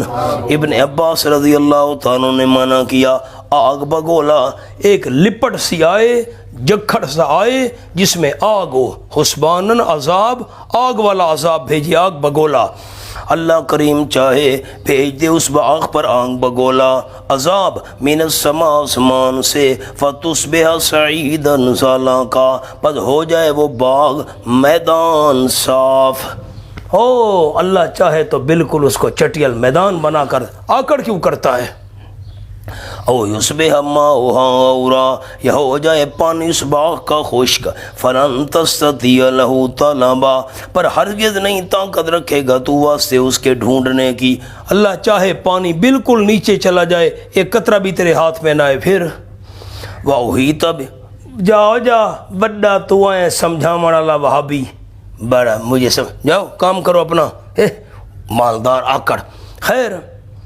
صبح ہوئی، دیکھا یار میں کوئی چکر نہ لاؤں وہاں، پھیرا ٹورا لاؤں وہاں، صبح جب گیا یہ امیر آدمی باغ کو دیکھنے کے لیے، نہ میں بھول تو نہیں گیا، میں کدھر آ گیا ہوں، سب کچھ تباہ و برباد ہوا پڑا تھا، دیکھو وَأُحِیطَ بِثَمَرِهِ، اور گھیرا کیا گیا اس کے سارے پھلوں کا، اللہ کے عذاب نے گھیر لیا سارے باغ کو اور باغ کے پھلوں کو، اب سب تباہ و برباد ہوا پڑا ہے، فَأَصْبَحَ يُقَلِّبُ كَفَّيْهِ، پس ہو گیا وہ کتروس، يُقَلِّبُ كَفَّيْهِ، ملتا تھا اپنی دونوں ہتھیلیوں کو، افسوس کی وجہ سے، ہائے اوہو افسوس سے، فَأَصْبَحَ يُقَلِّبُ كَفَّيْهِ، پس ہو گیا درالے کے ملتا تھا اپنی دونوں ہتھیلیوں کو، یا تو حقیقتاً مل رہا تھا نا، لوگ ایسے کرتے ہیں، یا اوپر ایک اور لفظ چھوٹا سا اور بھی لکھ لو، مراد حسرت و ندامت، یہ محاورہ ہے، یا تو یہ بطور محاورہ کہا گیا، مراد حسرت و ندامت، یعنی اس کو ارمان بڑا لگا، شرمندہ بڑا ہوا، یہ یقلب کفیہ علی من انفق فیہا، ملتا تھا اپنی دونوں ہتھیلیوں کو، مل رہا تھا کس پر؟ اوپر اس کے ما انفق فیہا، جو خرچ کر چکا تھا اس باغ میں، ہائے ہائے کھاد دے خرچے بھی گئے، پانی ملتے لوایا ہم، وہی میں مثال دے رہا ہوں سمجھانے کے لیے، ہائے وہ بیج کے خرچے بھی گئے، سارے خرچے، علامان فغفیہ، درالے کے مل رہا تھا اپنی دونوں ہتھیلیوں کو اس پر جو خرچ کر چکا تھا اس باغ میں، وَإِيَا خَاوِيَةٌ عَلَىٰ عُرُوشِهَا، اور درالے کے خاویتن، وہ باغ گرنے والا تھا اپنی چھتوں پر، جڑیں نکلی ہوئی ہیں، درخت گرے پڑے ہیں، سب کچھ تباہ و برباد ہوا پڑا ہے، وَيَقُولُ، اور کہہ رہا تھا، یا لیتنی، ہائے میری بد نصیبی، لم اشرک بربی احدا، یہ حضرت مولانا حسین علی صاحب رحمۃ اللہ فرماتے ہیں یہ الفاظ دلیل ہے کہ وہ مشرک تھا، یہ الفاظ دلیل ہیں کہ وہ مانا کرتا ہوں۔ اب کیا کہہ رہا تھا باغ کی حالت دیکھ کر، ہائے میری بد نصیبی، افسوس، لم اشرک بربی ھذا، نہ شریک کرتا میں اپنے رب کے ساتھ کسی ایک کو۔ مولانا میری طرف دیکھیں تو میں ایک جملہ عرض کر دوں، اس کا شرک کیا تھا میں نے ابھی عرض کیا ہے، یاد دہانی کے لیے آپ کو توجہ دلائی ہے۔ اس کا شرک کیا تھا، باقی آمدنی میں سے حصے پیروں فقیروں کے نام کے نکالتا تھا، یہ اس کے نام کی نظر ہے، اس کے نام کی نیاز ہے، اس کے نام کی منت منوتی ہے۔ اس کا شرک کون سا تھا؟ غیر اللہ کے نام کے حصے نکالنا۔ مجھے لفظ سنا دیں، مجھے خوشی ہو آپ کے لیے دعا کروں۔ اس کا شرک کیا تھا؟ غیر اللہ کے نام کی نظر و نیاز کے حصے نکالنا، یہ اس کا شرک تھا۔ اور اس کا خیال تھا جن کے نام کے حصے دیتا ہوں نا وہ اس کو آباد و شاد رکھیں گے۔ یہ بات سمجھ آ گئی؟ آگے وَلَمْ تَكُنْ لَهُ فِئَةٌ يَنْصُرُونَهُ مِنْ دُونِ اللَّهِ، نہیں تھی واسطے اس کے کوئی جماعت جو اس کی امداد کرتی اللہ کریم کے علاوہ۔ نیچے لکھا ہے یعنی معبودان باطلہ، جن کے نام کی نظر و نیاز دیتا تھا، جب اللہ نے پکڑا کوئی بھی جماعت امداد کرنے والی سامنے نہ آئی۔ وَمَا كَانَ مُنْتَصِرًا، نہیں تھا خود وہ بدلہ لینے والا، خود بھی اللہ سے بدلہ نہیں لے سکتا تھا، جن کے نام کی نظر و نیاز دیتا تھا وہ بھی امداد کرنے کے لیے سامنے نہ آئے۔ ہنالک، اس واقعہ سے معلوم ہو گیا، ہنالک نیچے جملہ لکھا ہے، اس واقعہ اور قصہ سے معلوم ہو گیا، الولایۃ للہ الحق، سارے اختیارات۔ الولایہ پر شاہ صاحب کا مان لکھا ہے، مولانا شاہ صاحب ذہن میں ہیں کون مراد ہیں؟ حضرت شاہ عبد القادر رحمۃ اللہ علیہ محدث دہلوی۔ اس واقعے سے معلوم ہو گیا الولایۃ، سب اختیارات للہ الحق، اللہ ہی کے لیے ہیں، جو حق ہے سچے اللہ ہی کے لیے ہیں، کوئی اختیارات کا مالک نہیں ہے۔ ہوا خیر ثوابا، واللہ بہت بہتر ہے اجر ثواب کے، آخرت میں ثواب دینے کے لحاظ سے اللہ بہت بہتر ہے، وخیر عقبا، اور بہت بہتر ہے نتیجہ دینے میں۔ مولانا ولایت حاشیے پر لکھ لیں، آپ کو یاد رہے تاکہ کبھی قرآن کھولیں گے تو یاد رہے گا۔ ولایت، یہ جو لفظ لکھا ہوا ہے نا، ولایت بے معنی تصرف، تصرف کہتے ہیں اختیار کو۔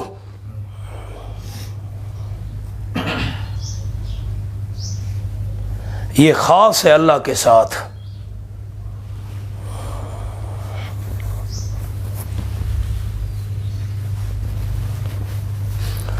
اور ولایت، واو کے نیچے زیر ڈالو بالکسر، ولایت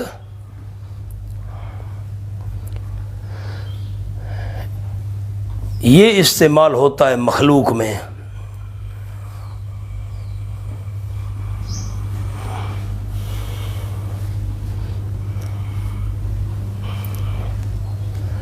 اب میری طرف دیکھیں، میں فرق عرض کر دوں۔ اب آپ کیا کہیں گے، یہ جو بزرگ ہے نا اس کو بڑی ولایت حاصل ہے نا، ولایت حاصل نا، یہ ولایت یہ اللہ کے لیے استعمال ہوتا ہے، اور ولایت بالکسر زیر کے ساتھ یہ استعمال ہوتا ہے بزرگوں کے لیے، مخلوق کے لیے۔ مولانا ربط سنو، ربط سنو، آپ کو لکھواتا بھی ہوں ربط۔ وہ یاد ہے کہ پیغام آیا تھا تھوڑی دیر کے لیے غریبوں کو اٹھا دو، یاد ہے؟ اللہ نے جواب میں یہ قصہ نازل کر دیا، میرے محبوب نانا، اوہ پیچھے دیکھو آیا سارے ساتھی، یہ صفحہ 605، وَاصْبِرْ نَفْسَكَ مَعَ الَّذِينَ، اپنے آپ کو ان غریبوں کے ساتھ چمٹا کرو، میرے محبوب ان غریبوں کو نہیں ہٹانا۔ قصہ سن لو، میں اللہ نے اس مشرک کا باغ، سارا مال اسباب، یہ نہر، یہ کھیتی وغیرہ تباہ و برباد کر کے رکھ دی، غریبوں کو نہ اٹھانا۔ میری طرف دیکھ کر پہلے جملہ سن لیں بیٹا، میں لکھواتا ہوں، میرے محبوب مشرک کا باغ، نہر، یہ کھجور انگور سب کچھ میں نے برباد کر کے رکھ دیا۔ کیوں؟ میں اللہ کریم کو شرک کرنے والے دنیا داروں سے پیار نہیں، توحید ماننے والے تیرے غریب یاروں سے پیار ہے۔ لکھیں جملہ، یہ ہنالک الولایۃ للہ ہے نا، اس کے سامنے حاشیے پر ایک جملہ لکھ لیں، سارے اس مقام کا خلاصہ، ان غریبوں کو نہ ہٹانا،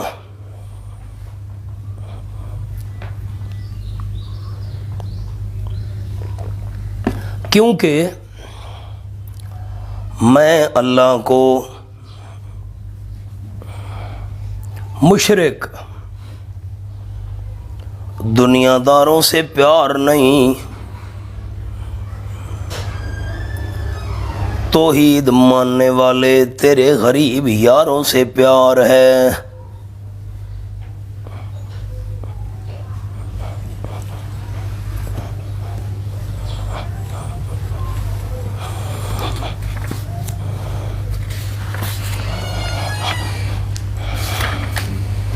آؤ مولانا، وَضْرِبْ لَهُمْ مَثَلَ الْحَيَاةِ الدُّنْيَا، منکرین کی اصلاح کا طریقے اول 3 طریقے تھے نا، دنیا کچھ نہیں ہے، قلیل اور حقیر ہے، یہ وہ طریقہ آ گیا۔ نیچے لکھا ہے یعنی یہ دنیا جس پر تم مغرور ہو رہے ہو کیا چیز ہے، حقیر اور قلیل ہے۔ وَضْرِبْ لَهُمْ مَثَلَ الْحَيَاةِ الدُّنْيَا، بیان کیجئے میرے محبوب صلی اللہ علیہ وسلم وسین کے حال دنیا کی زندگی کا، کمائن مثل پانی کے، جیسے پانی ہے نا بارش کا وہ آیا، انزلناہ من السماء، اتارا ہم نے اس پانی کو بلندی سے، السماء کا معنی کیا بلندی سے، بادلوں سے پانی آتا ہے نا، فاختلط بہ نبات الارض، پس کنچان ہو جاتی ہے اس پانی کی وجہ سے انگوریاں زمین کی، گنجان ہو کر نکلتی ہیں، بارش کا پانی آیا خشک زمین پر، زمین تر ہوئی، انگوریاں نکل آئیں، فصلیں نکل آئیں، سیراب ہو گئیں، فاختلط بہ نبات الارض، گنجان ہو جاتی ہیں اس پانی کی وجہ سے انگوریاں زمین کی، او گھاٹا گھاٹا گھا نکلا پیے تے ساول تھئی پئیے، فاصبح حشیمن، پس ہو جاتی ہیں چور و چور، تذروہ الریاح، اڑاتی پھرتی ہیں اس کو ہوائیں۔ اب کھیتی نکلی خشک ہو گئی، کٹ دی گئی، ذرے ذرے آئی ہوا تیز، ذرے ذرے اڑتے پھرتے ہیں۔ نیچے لکھا ہے یہی حال ہے حیاتی دنیا کا، جملہ تو پڑھو، العرض کے لیے یہی حال ہے حیاتی دنیا کا، آج ہری بھری ہے کل فنا، جیسے پہلے سبزہ ہوتا ہے پھر خشک ہو جاتا ہے، اڑ جاتا ہے، ختم، ایسے دنیا کی مثال ہے۔ وَقَانَ اللَّهُ عَلَىٰ كُلِّ شَيْءٍ مُقْتَدِرًا، اور ہے اللہ کریم ہر ایک چیز پر پوری قدرت رکھنے والا۔ مولانا اللہ کریم نے دنیا کی زندگی کو پانی سے تشبیہ دی، دیکھو تو آیت کو، دنیا کی زندگی کو کس سے تشبیہ دی؟ پانی سے۔ ایک بات، پانی ایک حالت پر نہیں رہتا، پانی ایک حالت پر، اسی طرح دنیا بھی ایک حالت پر نہیں رہتی۔ نمبر 2، پانی زیادہ ہو تو نقصان، سیلاب آ جائے، بقدر ضرورت ہو تو فائدہ ہے نا، زیادہ ہو تو نقصان۔ اسی طرح اگر پیسہ مال بقدر ضرورت ہو تو ٹھیک، حد سے بڑھ جائے تو نقصان ہے۔ اللہ کریم نے تشبیہ دی ہے کمائن۔ اچھا یہ بتائیں، آپ بتائیں بڑے ساتھی دور حدیث والے، بندہ پانی میں داخل ہو تو کپڑے نہیں بھیگیں گے، پاؤں نہیں بھیگیں گے، بندہ پانی میں داخل ہو اور بندے کے کپڑے اور جسم یہ نہ بھیگے، یہ کیسے؟ بندہ دنیا میں داخل ہو اور دنیا کے فتنے سے بچ جائے، نہیں ہو سکتا۔ المال والبنون زینت الحیات الدنیا، مال اور بیٹے یہ سجاوٹ ہے دنیا کی زندگی کی، یہ تو ٹھیک ہے۔ کتنے پتر ان کے 5، اچھا ماشاءاللہ، اے کوٹھی اکھے جی اللہ دا مال ہے اپڑی ہے، تو زینت تو ہے واقعی، لیکن والباقیات الصالحات، ہمیشہ باقی رہنے والی نیکیاں، خیر عند ربک، بہت بہتر ہے تیرے پروردگار کے نزدیک، ثواباً، ادروے ثواب، نیکیاں باقی رہنے والی ان کا ثواب بہت اچھا ہے۔ وخیر عملا، اور بہت بہتر ہے دنیا میں ادروے امید کے۔ ایک بندے نے مسجد بنوائی، یہ باقیات میں سے ہمیشہ ہمیشہ کے لیے ثواب ملتا رہے گا۔ مدرسہ کھولا، دین کا علم پڑھایا، ہمیشہ کے لیے ثواب ملتا رہے گا۔ نیک اولاد چھوڑ گیا، نیک اعمال کریں گے، ثواب ملتا رہے گا۔ ایک جملہ یہاں لکھوانا ہے آپ کو، تحفہ، اللہ باقی تو اس کی رضا والے اعمال باقی، اللہ باقی تو اس کی رضا والے اعمال باقی، مخلوق فانی تو اس کی رضا والے اعمال فانی۔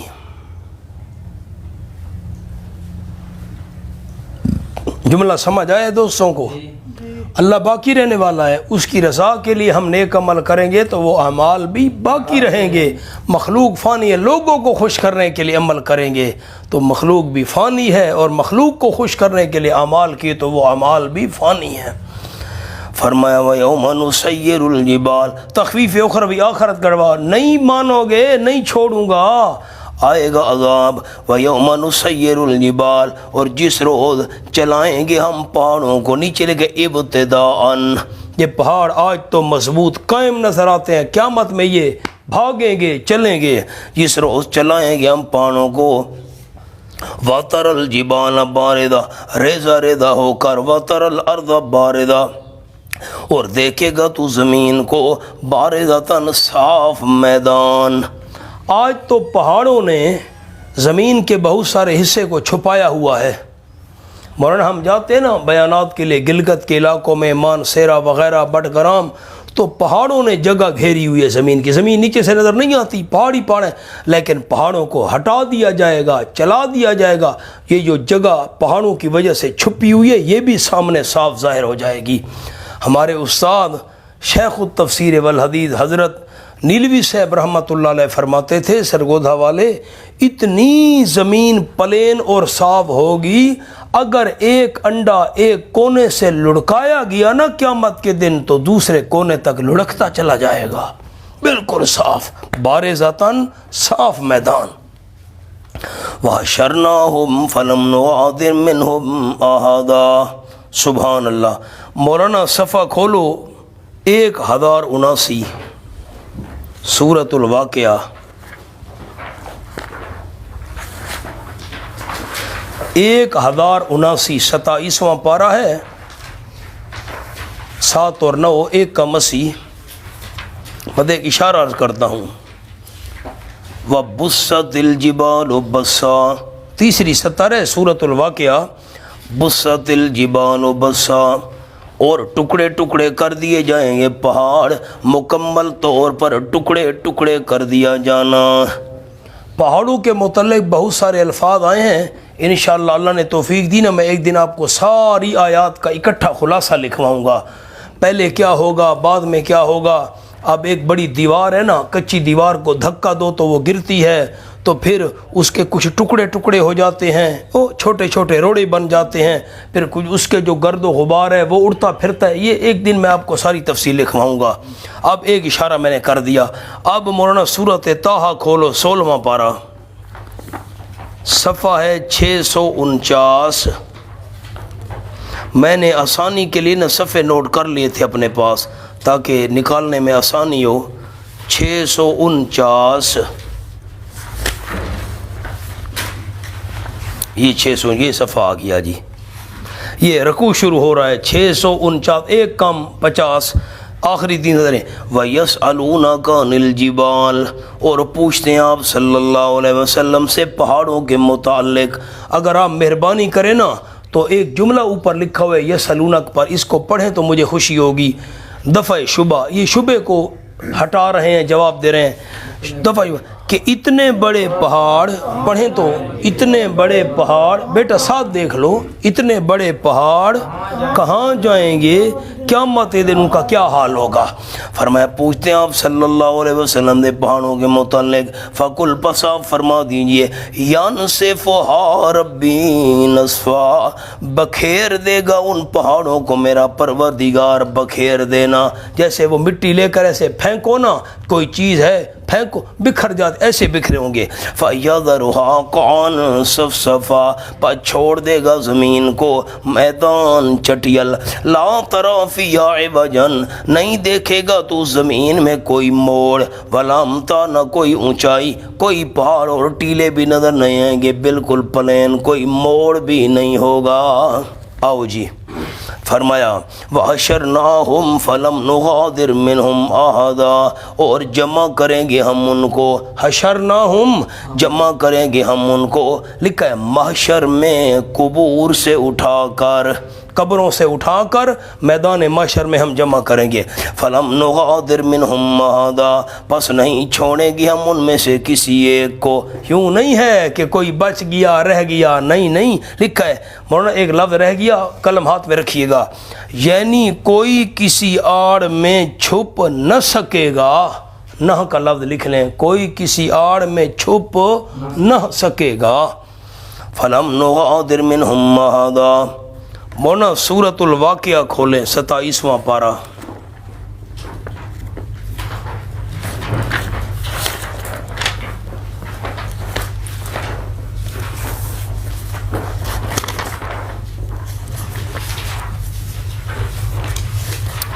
یہ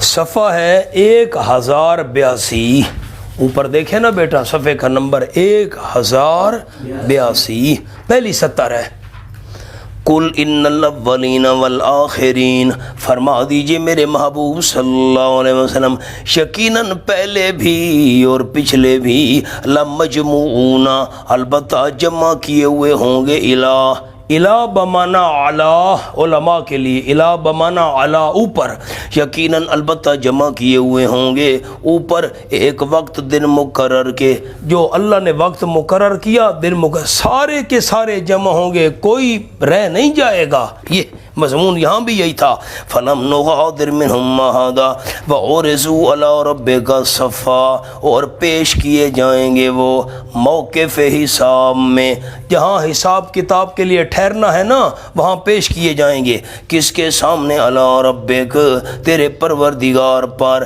یعنی رب کے سامنے، صفن قطار در قطار، صفیں بنی ہوں گی قطار در قطار، سارے میدان معاشر میں حساب والی جگہ میں اکٹھے ہوں گے رب کے سامنے۔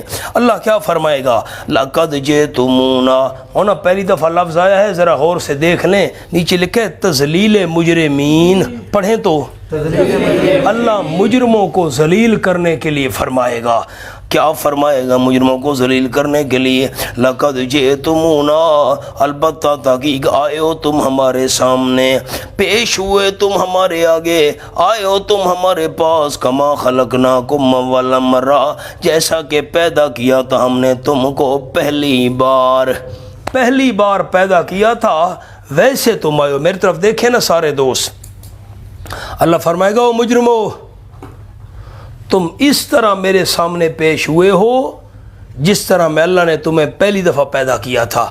اب 7واں پارہ کھولیں، سورۃ الانعام آیت نمبر 94 ہے، یہاں وضاحت ہے، یہ صفحہ ہے 291 پہلی سطر، صفحہ 291 پہلی سطر، وَلَقَدْ جِئْتُمُونَا فُرَادَىٰ كَمَا خَلَقْنَاكُمْ أَوَّلَ مَرَّةٍ، مل گیا بیٹا حوالہ؟ یہ بڑے جو علماء ہیں نا، حوالے اس لیے عرض کیا کرتا ہوں تاکہ آپ حوالے نوٹ کر لیے، سورت کا نام لکھ لیا انعام 94، بس وقت اتنا ہوتا نہیں نا، پھر آپ کے ذہن میں قرآن کھولیں گے خاکہ رہے گا۔ اللہ کیا فرمائے گا؟ لقد جئتمونا فرادا، البتہ تحقیق آئے ہو تم ہمارے پاس، فرادا فرید کی جمع، اکیلے اکیلے بے یار و مددگار، لوگو قیامت میں تم ہمارے سامنے آئے ہو اکیلے اکیلے بے یار و مددگار، کما خلقناکم اول مرہ، جیسا کہ پیدا کیا تھا ہم نے تم کو پہلی بار۔ بڑا قیمتی جملہ نیچے لکھا ہے بیٹا، اس جملے کو ضائع نہ ہونے دینا، حضرت جاجری رحمۃ اللہ علیہ کا بڑا قیمتی جملہ ہے، یہ سونے کے ساتھ لکھنے کے قابل ہے۔ تم اسی طرح میری طرف دیکھ لو نا ایک دفعہ سارے، مہربانی کر کے دوست، تم اللہ فرمائے گا قیامت میں انسانو تم اس طرح میرے سامنے پیش ہوئے ہو جس طرح میں اللہ نے تم کو پہلی دفعہ پیدا کیا تھا۔ کیسے پہلی دفعہ پیدا کیا تھا؟ لفظ دیکھو، نہ بدن پر کپڑا نہ پاؤں میں جوتا، پڑھیں تو اب میری طرف دیکھیں نا، بیٹا جب بچہ پیدا ہوتا ہے تو اس کے بدن پر اس وقت کپڑے ہوتے ہیں، پاؤں میں جوتی ہوتی ہے، ایسے انسانوں نے اللہ کے سامنے پیش ہونا ہے، جسم پر کپڑے نہیں ہوں گے، پاؤں میں جوتی نہیں ہوگی، سر پر پگڑی نہیں ہوگی۔ آپ صلی اللہ علیہ وسلم نے فرمایا انکم محشورون یوم القیامت حفاتن عراتن غرلا، تم قیامت کے دن اللہ کے دربار میں پیش ہوو گے، جسم پر کپڑا نہیں ہوگا، پاؤں میں جوتی نہیں ہوگی، ختنہ کیا ہوا نہیں ہوگا۔ حضرت عائشہ حیران ہو گئی، حضرت جسم پر کپڑا نہیں ہوگا، بندہ دوسرے کو دیکھے گا نہیں؟ آپ نے فرمایا کیا بات کر رہی ہو، قیامت کے دن دوسرے کو دیکھنا بات کا معاملہ ہے، بندے کو اپنے جسم کا بھی ہوش نہیں ہوگا۔ انکم محشورون علی اللہ یوم القیامت حفاتن عراتن غرلا۔ آپ نے فرمایا اول من یکسا یوم القیامت ابراہیم او کما قال علیہ الصلوۃ والسلام، قیامت کے دن سب سے پہلے جنتی لباس حضرت ابراہیم علیہ السلام کو پہنایا جائے گا، کیونکہ اللہ کی توحید کے لیے سب سے پہلے لباس ابراہیم علیہ السلام کا اتارا گیا۔ مانا کرتا ہوں سورۃ الانعام، لقد جئتمونا فرادا، البتہ تحقیق آئے ہو تم ہمارے پاس بے یار و مددگار، اکیلے اکیلے جیسے ہم نے تم کو پیدا کیا تھا پہلی بار۔ جملہ تو پڑھ لیں مجھے خوشی ہو، نہ بدن پر کپڑا نہ پاؤں میں جوتا، وَتَرَکْتُمْ اور چھوڑ آئے ہو تم ما خولناکم، وہ ساری نعمتیں جو ہم نے تم کو دی تھیں۔ ما خولناکم، مال کوٹھیاں جائیداد دنیا پیسہ سب کچھ کہاں چھوڑ آئے ہو؟ ورا ظہورکم، اپنی پشتوں کے پیچھے چھوڑ آئے ہو۔ کتھا گیا مال مڈی پیسہ؟ ہاں، وما نرى معكم شفاعكم، نہیں دیکھ رہے ہم تمہارے ساتھ تمہارے سفارشی، الذین زعمتم، وہ سفارشی کے تم نے گمان کیا تھا، تم نے کہا یہ سفارشی ہیں ٹھوکر لگائیں گے ہم جنت چلے جائیں گے، خالہ جی کا گھر ہے، ہاں جنت چلے۔ کہاں گئے سفارشی؟ انہم فیکم شرکاء، تمہارا خیال تھا یقیناً وہ تمہارے عبادت والے معاملے میں شریک ہیں، ان کے نام کی نظر، اللہ کے نام کی نیاز، ان کے نام کی نیاز، اللہ کا سجدہ، ان کا سجدہ، جن کو تم نے عبادت میں شریک بنا کر سفارشی سمجھا ہوا تھا، یہ سفارشیں کر کے ہمیں چھڑا لیں گے، آج تمہارے سفارشی ما نرا، ہم کو تو نظر نہیں آ رہے۔ آؤ مولانا فرمایا بل زعمتم ان نجعل لکم موعدا، بل اے منکرین قیامت، نیچے لفظ لکھے ہوئے ہیں او قیامت کے منکرو، اے قیامت کے منکرو، منکرین قیامت، بلکہ تم نے گمان کیا تھا ان نجعل لکم موعدا، کہ ہم ہرگز نہیں مقرر کریں گے تمہارے لیے وعدہ دوبارہ اٹھنے کا۔ موعدن پر لکھ لیں دوبارہ اٹھنے کا۔ تمہارا خیال یہ تھا دوبارہ اٹھنے والا کوئی وعدہ نہیں ہے، ہاں کوئی اے جہان مٹھا تگلا کہنا لٹھا، کسی نے زندہ نہیں ہونا، تمہارا یہ خیال تھا۔ وَوَضِعَ الْكِتَابِ، اس پر ایک لفظ لکھ لیں، وَوَضِعَ الْكِتَابِ پر کیفیت حساب، کیا لفظ لکھنا ہے بیٹا؟ کیفیت حساب، حساب کتاب کیسے ہوگا؟ وَوَضِعَ الْكِتَابِ، اور رکھا جائے گا نامہ اعمال۔ الکتاب کا کیا معنی کیا؟ نامہ اعمال، لکھا ہے کاغذ حساب کا، ٹھیک ہے، نامہ اعمال رکھا جائے گا۔ فَتَرَى الْمُجْرِمِينَ مُشْفِقِينَ مِمَّا فِيهِ، پر دیکھے گا تو مجرموں کو مشفقین ڈرنے والے ہوں گے، مما ان اعمال کی سزا کی وجہ سے، نیچے لکھا ہے سزا، ساتھ چھوٹا سا لفظ لکھ لیں اعمال کی سزا، ان اعمال کی سزا کی وجہ سے ڈرنے والے ہوں گے، فی ہے جو اعمال اس میں درج ہوں گے۔ میں جملہ عرض کر دوں، میری طرف دیکھ لیں، یہ کتابیں رکھی گئیں، رجسٹر رکھے گئے، اب ان رجسٹروں میں جو ان کے گناہ لکھے ہوں گے، میرا جملہ دھیان سے سننا ہے بیٹا میری طرف دیکھ کر، ان رجسٹروں میں جو ان کے گناہ لکھے ہوں گے، ان گناہوں کی سزا کو سوچ سوچ کر ڈر رہے ہوں گے، کانپ رہے ہوں گے، ہائے یہ جو ہم نے گندے کام کیے تھے، گناہ کیے تھے، نافرمانی، آج ان کی ہمیں سزا ملنی ہے، ڈر رہے ہوں گے۔ پھر معنی کرتا ہوں، رکھا جائے گا نامہ اعمال، فَتَرَى الْمُجْرِمِينَ، پر دیکھے گا تو مجرموں کو ڈرنے والے ہوں گے، مما ان اعمال کی سزا کی وجہ سے، فی ہے جو اعمال اس رجسٹر میں درج ہوں گے، وَيَقُولُونَ اور کہتے ہوں گے یا ویلتنا، ورنہ یہ جو نیچے اعمال نامہ لکھا ہوا ہے نا یقولون کے نیچے، اس کا تیر کا نشان فی ہے، اس کے نیچے لے آؤ۔ جو اعمال اس اعمال نامے میں ہوں گے، وَيَقُولُونَ کہتے ہوں گے مجرم لوگ یا ویلتنا، ہائے ہماری بد نصیبی بدبختی، ما لہذا الکتاب کیا ہے واسطے اس نامہ اعمال کے، لا یغادر صغیرۃ ولا کبیرہ، نہیں چھوڑا اس نے کوئی چھوٹا گناہ اور نہ کوئی بڑا گناہ، کوئی چھوٹی اور بڑی چیز اس نے نہیں چھوڑی، سارے چھوٹے بڑے گناہ کوئی بھی نہیں چھوڑے، الا احصاها مگر شمار کر رکھا ہے ان کو، کوئی چھوٹا بڑا گناہ ایسا نہیں جو اس ہمارے نامہ اعمال میں لکھا ہوا نہ ہو۔ وَوَجَدُوا مَا عَمِلُوا حَاضِرًا، بڑا عجیب حوالہ ہے، دل کی کھڑکیاں سارے ساتھی کھول دو۔ وَوَجَدُوا اور واقعی پالیں گے، مَا عَمِلُوا جو انہوں نے عمل کیے تھے، حاضراً سامنے۔ میں ترجمہ کر لوں، وَلَا يَظْلِمُ رَبُّكَ أَحَدًا اور نہیں ظلم کرے گا تیرا پروردگار کسی ایک پر۔ مولا ایسے نہیں، آگے نہیں چلنا، مہربانی کرنی ہے، میری طرف دیکھنا ہے، نیچے نہیں دیکھنا، مہربانی کرو۔ کیا مطلب ہے آیت کا؟ ہائے ہائے قربان جاؤں۔ وَوَجَدُوا مَا عَمِلُوا حَاضِرًا، جتنے بھی انہوں نے اعمال کیے تھے سامنے موجود پالیں گے۔ ہمارے پرانے آباء و اجداد اہل ایمان مسلمان بزرگ، ان کا ایمان تھا قرآن کا تو ہر لفظ ہر نقطہ ہر حرف سچ ہے، حق ہے، جتنے اعمال کیے سارے سامنے موجود پالیں گے، سامنے آ جائیں گے۔ ہمارے پرانے جو بزرگ تھے ان کے سامنے نمونہ نہیں تھا، میرا جملہ بیٹا غور سے سننا، پرانے ہمارے بزرگوں کے سامنے علماء کے سامنے نمونہ نہیں تھا، اعمال کیسے سامنے موجود پائیں گے، سامنے عمل اللہ پیش کر دے گا۔ آج ہم دنیا میں ان آنکھوں سے دیکھ رہے ہیں، یہ ہماری تقریریں بیانات گفتگو ریکارڈ ہو رہی ہے، اگر ہم ریکارڈ کر کے دوسرے کا عمل بعد میں اس کو دکھا سکتے ہیں تو کیا اللہ ریکارڈ کر کے سارے اعمال قیامت میں نہیں دکھا سکتا؟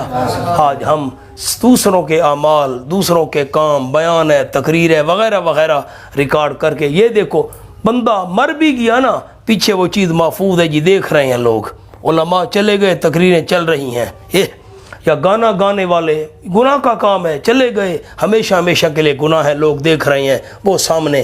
اگر انسان دوسرے کا عمل ریکارڈ کر کے اس کے سامنے موجود کر کے دکھا سکتا ہے تو اللہ بھی اعمال کو محفوظ کر کے قیامت میں دکھا سکتا ہے۔ رکوع مکمل ہو گیا، زندگی تو پھر کل پڑھیں گے انشاءاللہ۔